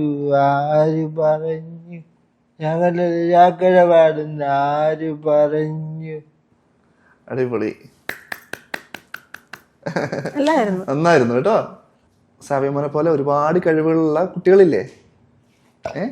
അപ്പൊ ആ കുട്ടികളൊക്കെ എന്താ ചെയ്യണ്ടേ? കുട്ടികളെ ഇനി കഴിവുകള് വളർത്തിക്കൊണ്ട് വരണം. തളരാൻ പാടില്ല. നമുക്ക് മനസ്സിവിശ്വാസം വേണം. ഏറ്റവും പ്രധാനപ്പെട്ടത് എന്താണ് വേണ്ടത്? ഇതുപോലൊരു അമ്മ കൂടെ ഉണ്ടാവണം അല്ലേ? അല്ലെങ്കിൽ മാതാപിതാക്കള് കൂടെ നിൽക്കണം അല്ലേ? ടീച്ചർ, ഇപ്പം ഈ പറഞ്ഞ ചോദ്യം തന്നെയാണ്. സമൂഹത്തിൽ ഒരുപാട് അമ്മമാര് അല്ലെങ്കിൽ മാതാപിതാക്കള് ഇത്തരം പ്രതിസന്ധികളിൽ പെട്ട് ഇരിക്കുന്നുണ്ട്. അപ്പോൾ അതിന്നൊക്കെ അതിജീവിച്ചുകൊണ്ടാണ് ടീച്ചറും സാവിയോയും വന്നിട്ടുള്ളത്. അത്തരം ആളുകളോട്, അത്തരം കുടുംബങ്ങളോട്, ഇപ്പോൾ ഒരു ഇത് പറയുകയാണെങ്കിൽ സ്വന്തം കുടുംബത്തിൽ നിന്ന് പോലും ഒരുപാട് പ്രശ്നങ്ങളും സംഭവങ്ങളൊക്കെ അതിജീവിച്ചിട്ടാണ് ടീച്ചർ വന്നിട്ടുള്ളത്. അപ്പോൾ ഒരമ്മ എന്നുള്ള നിലയിൽ എന്താണ് അവരോടൊക്കെ പറയാനുള്ളത്? ഇനിയുള്ള കാലത്താണെങ്കിലും ഇതുവരെ ജീവിച്ചു വന്നവരോടാണെങ്കിലും എന്താണ് അവരോടൊക്കെ പറയാനുള്ളത്? നമ്മുടെ സൊസൈറ്റിയിലുള്ള ഭിന്നശേഷിക്കാരായ കുട്ടികളുള്ള കുടുംബത്തിനോട്, പേരൻസിനോട് പറയാനുള്ളത് എന്നാന്ന് ചോദിച്ചാൽ, ഇത് ദൈവത്തിൻ്റെ ഗിഫ്റ്റാണെന്നും പറഞ്ഞ് ചിലരൊക്കെ കുഞ്ഞുങ്ങളെ ഒരു സൈഡിലോട്ട് മാറ്റിയിരുത്തുന്നുണ്ട്. ശരിക്കും ഇവർ ഭിന്നശേഷിക്കാരാണെന്ന് നമ്മൾ ഉൾക്കൊള്ളുക എന്നുള്ളതാണ്. പിന്നെ അവരെ ഏത് തലത്തിൽ നമുക്ക് സമൂഹത്തിൻ്റെ മുമ്പിലോട്ട് കൊണ്ടുവരാം. കാരണം പേരൻസിൻ്റെ ലൈഫ് കഴിഞ്ഞാൽ കുഞ്ഞുങ്ങൾ മുമ്പോട്ട് പോകണം. അപ്പോൾ ചില പേരൻസിന് ഇടുങ്ങിയ ചിന്താഗതിയാണ്. അവരെ ഇങ്ങനെ പൊതിഞ്ഞ് സംരക്ഷിച്ച് വെച്ചാൽ ഒരുപക്ഷെ ആ പേരൻസിൻ്റെ കാലശേഷം കുഞ്ഞുങ്ങൾക്ക് എങ്ങും എത്താതെ വരും. അപ്പോൾ അവർക്ക് ലൈഫ് ലോങ് കിട്ടുന്ന, ഇപ്പോൾ സാവ്യമ്മൻ സംസാരിച്ചതുപോലെ അവൻ ഇനിയിപ്പോൾ മാസ്റ്റേഴ്സ് എടുക്കും. മാസ്റ്റേഴ്സ് എടുത്തതിന് ശേഷം PhD ചെയ്യണം. അതിനുശേഷം വിദേശത്ത് പോകണം. ഇങ്ങനെയൊക്കെയാണ് ഞങ്ങളുടെ സ്വപ്നം എന്ന് പറഞ്ഞാൽ ചെറിയ സ്വപ്നങ്ങൾ കാണാനിരിക്കരുത് ഒരു പേരൻസ്. വലിയ സ്വപ്നങ്ങൾ കാണണം. നമ്മൾ കുനിഞ്ഞിരുന്ന് സ്വപ്നം കണ്ടാൽ ചെറിയ സ്വപ്നങ്ങളായി പോകും. വലിയ സ്വപ്നങ്ങളാണെങ്കിൽ ഈ പ്രപഞ്ചം നമ്മുടെ കൂടെ നിൽക്കും. അങ്ങനെയാണ് 10% എബിലിറ്റിയുള്ള സാവിയമോനെ ഞങ്ങളിവിടെ വരെ എത്തിച്ചത്. ഈ കുടുംബത്തിൻ്റെയൊക്കെ കാഴ്ചപ്പാട് കുറേ കഴിയുമ്പോൾ തന്നെ മാറും. അവർ പറയുന്ന കേട്ട് നിന്നാൽ കുഞ്ഞുങ്ങളെങ്ങും എത്തത്തില്ല. ഇപ്പോൾ എന്നെ സംബന്ധിച്ചാണേലും ഇപ്പോൾ ഫാമിലിയിൽ ഏറ്റവും കൂടുതൽ എല്ലാ കാര്യത്തിലും അപ്രിഷ്യേറ്റ് ചെയ്യുന്നത് എന്നെയാണ്. ഗാദറിങ്ങൊക്കെ വന്നു കഴിയുമ്പോഴേ കുഞ്ഞിനെ ഇവിടെ എത്തിക്കാൻ പറ്റി എന്നുള്ളതാണ് ഏറ്റവും വലിയൊരു സന്തോഷം. പിന്നെ ഈ പേരൻസ് ചെയ്യേണ്ട എന്നാന്ന് ചോദിച്ചാൽ, അവരെ സമൂഹത്തിൽ എങ്ങനെയാണ് കൊണ്ടുവരാൻ പറ്റുന്നത്. എന്നെ സംബന്ധിച്ച് സാവ്യമോനെ ഒരിടത്ത് അവതരിപ്പിക്കുക എന്ന് പറഞ്ഞാൽ വളരെ ബുദ്ധിമുട്ടുള്ള ഒരു കാര്യമാണ്. ചില കുട്ടികളൊക്കെ കയ്യിൽ പിടിച്ച് കൊണ്ടുനടക്കാൻ പറ്റും. ഇപ്പോൾ അവനങ്ങനെയല്ല. ഇപ്പോൾ എപ്പോഴും നമ്മൾ തൂക്കിയെടുക്കണം. വർഷങ്ങളോളം ഞാൻ എൻ്റെ തോളിലാണ് കുഞ്ഞിനെ കിടത്തിയിരുന്നത്. അപ്പം ഇങ്ങനെ എല്ലാവരും കളിയാക്കി പറയുമായിരുന്നു, അവൾക്ക് ഒരു സൈഡിലോട്ട് ഒരു ചരിവുണ്ട്, അപ്പം മോനെ ഷോൾഡറിലിട്ടാലേ ഓക്കെ ആകൂ, ആ ഒരു രീതിയിൽ പറയുമായിരുന്നു. അപ്പോൾ അങ്ങനെ പോലും ഞാൻ മോനെ മാറ്റി നിർത്താതെ കൊണ്ടുപോയി. ഇപ്പോൾ എന്തിന് എവിടെ പോയാലും സാവ്യമോൻ ഇല്ലാതെ ഞാൻ പോവില്ല, വീട്ടിലാക്കിയിട്ട് പോകത്തില്ല. അപ്പോൾ അങ്ങനെ അവർക്കൊരു ലൈഫ് ഉണ്ടെന്നും ഈ കുഞ്ഞുങ്ങൾക്ക് സമൂഹത്തിലൊരു സ്ഥാനം ഉണ്ടെന്നുള്ളതും നമുക്ക് കാണിച്ചു കൊടുക്കാൻ പറ്റും. അത് അവരിൽ വലിയ മാറ്റം ഉണ്ടാക്കുകയും, അല്ലാതെ നമ്മൾ എവിടെയെങ്കിലും കൊണ്ട് പഠിക്കാൻ കൊണ്ടാക്കി എല്ലാവർക്കും ഇഷ്ടപ്പെട്ട ഡ്രസ്സ് കൊടുത്തു, അല്ലെങ്കിൽ ഇഷ്ടപ്പെട്ട ഭക്ഷണം കൊടുത്തു, അതുകൊണ്ടായില്ല. ഒരു വ്യക്തി എന്ന നിലയിൽ ആ കുഞ്ഞുങ്ങളെ, സിബ്ലിങ്സ് ഉണ്ടെങ്കിൽ അവർക്ക് കൊണ്ടുവരാൻ പറ്റും. പിന്നെ ഈ യുവത്വത്തിനോടും എനിക്ക് പറയാനുണ്ട്. നമ്മുടെ സമൂഹത്തിൽ യുവത്വം വഴിതെറ്റിപ്പോയെന്നൊക്കെ എല്ലാവരും പറയാറുണ്ട്. പക്ഷെ അത് പേരൻസിനല്ലേ മറ്റുള്ളവർക്കുമാണ് വഴിതെറ്റിയത്. അവർക്ക് തോന്നിയിട്ടില്ല അവർ വഴിതെറ്റിയെന്ന്. എന്നാൽ അവർ സ്ട്രെയിറ്റാണ് അവർ പോകുന്നത്. മറ്റുള്ളവരുടെ തോന്നലാണ് വഴിതെറ്റിപ്പോയത്. അങ്ങനെ ആ വഴിതെറ്റിപ്പോയി എന്നുള്ള ഒരു തോന്നൽ ഉണ്ടെങ്കിൽ മനസ്സിലാക്കുവാണെങ്കിൽ അവർക്ക് എന്തുകൊണ്ട് ഈ ഭിന്നശേഷിക്കാരായിട്ടുള്ള ഒരു കൂട്ടുകാരനുണ്ടായിക്കൂടാ? ഒരിക്കലും അവർ ആ മേഖലയിലിട്ട് പോകത്തില്ല. ഒരു ഇഷ്ടംപോലെ ഉദാഹരണങ്ങളുണ്ട്. ഇപ്പോൾ ടെന്നീസിൽ നല്ല പോലെ ഒരു ടെന്നീസിൽ കളിക്കുന്ന ഒരു കൊച്ച് പൊക്കം കുറവായതുകൊണ്ട് എന്നും അവന് വീട്ടിൽ വഴക്കാണ്. എനിക്ക് പൊക്കം കുറവായിപ്പോയി, പേരൻസിനോട് അവൻ എന്നും പ്രശ്നമായിരുന്നു. ഒരു ദിവസം നമ്മുടെ വീട്ടിലൊന്ന് സാവിയമ്മനെ കാണിച്ചതിന് ശേഷം എൻ്റെ അടുത്ത് കരഞ്ഞിട്ട്, ടീച്ചർ ഇനി ഞാൻ ഒരിക്കലും ഞാനിനി എൻ്റെ പേരൻസിനോട് വഴക്കില്ല, എൻ്റെ എബിലിറ്റി ഞാൻ തിരിച്ചറിഞ്ഞു. അപ്പം ഒരു ഭിന്നശേഷിക്കാരനായാലും ഒരു ഭിന്നശേഷിക്കാരായ കുട്ടി അല്ലെ അവർ സുഹൃത്തായിട്ടുണ്ടെങ്കിൽ അവരുടെ ലൈഫ് ഒന്ന് മനസ്സിലാക്കുകയാണെങ്കിൽ ഈ പറയുന്ന ചെറിയതായ സുഖസന്തോഷങ്ങളുടെ പുറകെ പോയി ഒരു യുവതലമുറയെ നശിക്കത്തില്ല. അപ്പോൾ അതിൽ പേരൻസിൻ്റെ ഒരു ഘടകം എന്താണെന്ന് ചോദിച്ചാൽ, ഈ ഭിന്നശേഷിക്കാരായിട്ടുള്ള ഏതെങ്കിലും ഒരു ഫ്രണ്ട് ഒരു കുട്ടിക്കുണ്ടെങ്കിൽ അവരതിനെ പ്രോത്സാഹിപ്പിക്കുന്നില്ല. അവരെപ്പോഴും അതിലും മുന്തിയ കൂട്ടുകാരെയാണ് തേടാൻ കുഞ്ഞുങ്ങളുടെ അടുത്ത് ശ്രമിക്കുന്നത്. അത് ചിലപ്പം അപകട വഴിയിലോട്ടൊക്കെ കടന്നു പോയെന്നിരിക്കും. അപ്പോൾ ഈ ഇന്നത്തെ സമൂഹത്തിലുള്ള ഈ ഭിന്നശേഷിക്കാരെ കൊണ്ട് നടക്കുന്ന ചില കുട്ടികളുണ്ട്, കോളേജിലും ഒക്കെ ഉണ്ട്. അവരുടെയൊക്കെ ലൈഫ് എത്ര സുന്ദരമാണെന്നറിയോ? അപ്പോൾ എനിക്ക് ദൈവം തന്ന എബിലിറ്റി, എൻ്റെ ലൈഫ് എങ്ങനെ കൊണ്ടുപോകണം ഈ കുട്ടിക്ക് ഇങ്ങനെ മറ്റൊരു കുട്ടിയെ കണ്ടു കഴിയുമ്പോഴത്തേക്ക് മനസ്സിലാവുകയും ചെയ്യും. പിന്നെ സാധാരണ കുഞ്ഞുങ്ങൾക്ക് വരേണ്ട, അതായത് മനുഷ്യന് കടന്നു വരേണ്ടതായ ചില ഗുണങ്ങൾ, സഹാനുഭൂതി, അങ്ങനെയുള്ള കാര്യങ്ങൾ, അതൊന്നും ഇന്നത്തെ കാലത്തെ ചെറുതലമുറയ്ക്ക് അങ്ങനെ കുറവാണ്. അപ്പം അത്തരം സാഹചര്യങ്ങളിലേക്ക് അവർ മാറുവാണെങ്കിൽ നമുക്ക് ഇന്ന് ഈ സമൂഹത്തിൽ കണ്ടുവരുന്ന പല ചെറിയ ചെറിയ പ്രശ്നങ്ങൾ അത് വലിയ വലിയ പ്രശ്നങ്ങളിലേക്ക് പോകുന്നതിന് മുമ്പ് കുഞ്ഞുങ്ങളെ നമുക്ക് തിരിച്ചു പിടിക്കാൻ പറ്റും. അധ്യാപിക എന്നുള്ള നിലയിൽ ടീച്ചർ ഇപ്പോൾ ഒരുപാട് കുട്ടികളെ പഠിപ്പിച്ചിട്ടുണ്ട്, ഇപ്പോഴും പഠിപ്പിച്ചുകൊണ്ടിരിക്കുന്നു. അപ്പോൾ ഒരു അധ്യാപിക എന്നുള്ള നിലയിൽ പലരും പറഞ്ഞു കേൾക്കുന്ന ഒരു സംഭവമാണ്, ഇപ്പോൾ നടന്നുകൊണ്ടിരിക്കുന്ന സംഭവമാണ്, ഇപ്പോഴത്തെ യുവതലമുറ പലരും വഴിതെറ്റി പോകുന്നു, ഡ്രഗ്സ് യൂസ്, അങ്ങനത്തെ പലതരം ഇതിലോട്ട്. അപ്പോൾ ആ ഒരു തിരുത്തലിനും കൂടി വഴിയൊരുക്കുന്നില്ലേ ഇത്തരം കാര്യങ്ങൾ? അതെ, എത്രയും സൗഹൃദങ്ങൾ, അതാണ് ഞാൻ പറഞ്ഞു വെച്ചത്. പിന്നെ ഈ വഴിതെറ്റി പോകുന്നു എന്നുള്ളത്, വഴിതെറ്റി എന്ന് പറയും തോറും കുഞ്ഞുങ്ങൾ വീണ്ടും ആ വഴിയെ തന്നെ പോകാനാണ് ശ്രമിക്കുക. നമ്മുടെ ഒരു വാക്ക് അല്ല, ചിലപ്പോൾ ഒരു അധ്യാപകരുടെ വാക്കായിരിക്കാം കുഞ്ഞുങ്ങളെ, എല്ലാ അധ്യാപകരും അല്ല എങ്കിലും ചിലപ്പോൾ മാതാപിതാക്കളുടെ വാക്കുകളാവാം. നീ അവനെ കണ്ടുപിടിക്കടാ, നീ ഇവനെ കണ്ടുപിടിക്കടാ, ഇങ്ങനെ കുറ്റപ്പെടുത്തലുകൾ മാത്രം കേൾക്കുന്ന കുഞ്ഞുങ്ങളുണ്ട്. അവരാണ് ചിലപ്പം ഒറ്റപ്പെട്ട് വഴിയെ നടന്നുപോയി ഏതെങ്കിലും ഇടുങ്ങിയ ജീവിത രീതിയിലോട്ടൊക്കെ മാറിപ്പോകുന്നത്. നമുക്ക് ഏറ്റവും കൂടുതൽ ചെയ്യാൻ പറ്റുന്ന എന്നാന്ന് വെച്ചാൽ കുഞ്ഞുങ്ങളെ ചേർത്ത് പിടിക്കണം. ഞാൻ ഒരിക്കലും കുട്ടികൾക്കെതിരല്ല, ഞാൻ ഒരിക്കലും കുട്ടികളെ വഴക്ക് പറഞ്ഞിട്ടില്ല. കാരണം ഈ ലോകത്തിലേക്ക് കടന്നു വന്ന കുഞ്ഞുങ്ങൾ നിഷ്കളങ്കരാണ്. ഇപ്പം നമ്മൾ ഏറ്റവും കൂടുതൽ കുഞ്ഞുങ്ങളെ നല്ല വഴിയിലേക്ക് കൊണ്ടുവരാനുള്ള പ്രസംഗങ്ങളും ഒക്കെയാണ് എപ്പോഴും നടത്തുന്നത് സ്കൂളുകളിലൊക്കെ. പക്ഷെ അതിൻ്റെ മൈക്ക് കിട്ടിയാൽ എപ്പോഴും കുഞ്ഞുങ്ങളെ കുറ്റപ്പെടുത്തി സംസാരിക്കുന്നവർ, ഈ കുറ്റപ്പെടുത്തലുകൾ ഏറ്റുവാങ്ങാൻ മാത്രം നമ്മുടെ കുഞ്ഞുങ്ങളൊക്കെ എന്ത് ചെയ്തു? അതൊന്നും ചിന്തിക്കേണ്ട കാര്യമാണ്. ആദ്യം കേൾക്കുന്ന അങ്ങനെയാണ്. ചില പ്രാസംഗികരുടെയൊക്കെ കയ്യിൽ കിട്ടിക്കഴിഞ്ഞാൽ ഏതെങ്കിലും ഒരു കുട്ടിക്ക് സംഭവിച്ച വളരെ വികാരഭരിതമായ കാര്യങ്ങളായിരിക്കും ഈ കുഞ്ഞുങ്ങളെ അവതരിപ്പിച്ച് കേൾപ്പിക്കുന്നത്. അങ്ങനെ ഇവരെ വേറൊരു ലോകത്തേക്ക് കൊണ്ടെത്തിക്കുകയാണ്. അങ്ങനെ ഒരു കുട്ടിക്ക് സംഭവിച്ചു പോയെങ്കിൽ അത് ഒരു സമൂഹത്തിലിരിക്കുന്ന കുഞ്ഞുങ്ങളുടെ മുഴുവനും പറഞ്ഞ്, അല്ലെങ്കിൽ ഇപ്പം ഒരു സദസ്സിൽ ഒരു കുട്ടിയെ അഭിനന്ദിക്കാൻ വിളിക്കുന്ന ഒരു കാര്യമാണെങ്കിൽ പോലും ആ കുട്ടിയെ അഭിനന്ദിക്കുന്നതിന് പകരം അഭിനന്ദനം കിട്ടുന്ന കുട്ടി ഒരുപാട് ഭാരമായിട്ടായിരിക്കും അവിടുന്ന് തിരിച്ചു പോകുക, സ്റ്റേജിൽ നിന്ന് കിട്ടിയത്. അതൊക്കെ ഇന്ന് ഈ മോട്ടിവേഷൻ സ്പീക്കർമാരെ കൊണ്ട് ലോകം നിറഞ്ഞിരിക്കുകയാണ്. എത്ര മോട്ടിവേഷൻ കൂടുന്നോ അത്രയും പ്രശ്നങ്ങൾ കൂടുകയല്ലയോ? അപ്പോൾ കുഞ്ഞുങ്ങൾക്ക് ഒന്ന് വീട്ടിൽ നിന്ന് എന്ത് കിട്ടുന്നു, പേരൻസിൻ്റെ ഒരു വാക്കുകൾ, പിന്നെ ഇത്തരം സമൂഹത്തിൽ നമ്മുടെ ചുറ്റും ഇഷ്ടം പോലെ ഇതുപോലെ തന്നെ ഡിസേബിൾഡ് ആയിട്ടുള്ള വ്യക്തികളുണ്ട്. അവരെ എങ്ങനെയൊന്ന് ഹെൽപ്പ് ചെയ്യാവുന്ന ഒരു ചെറിയ ഒരു മെസ്സേജ് കുഞ്ഞുങ്ങൾക്ക് കൊടുത്തു കഴിഞ്ഞാൽ അവരുടെ ലൈഫൊക്കെ ഒത്തിരി മാറും. ഞാനൊക്കെ അങ്ങനെ ഒത്തിരി ശ്രമിച്ചിട്ടുണ്ട്. എൻ്റെ കുഞ്ഞിൻ്റെ കാര്യത്തിനല്ല, ഒരുപാട് കുഞ്ഞുങ്ങളെ ചെറിയ ചെറിയ തെറ്റുകളിൽ നിന്നൊക്കെ മാറ്റിക്കൊണ്ടുവരാൻ ചെറിയൊരു പുഞ്ചിരി മതിയാവും.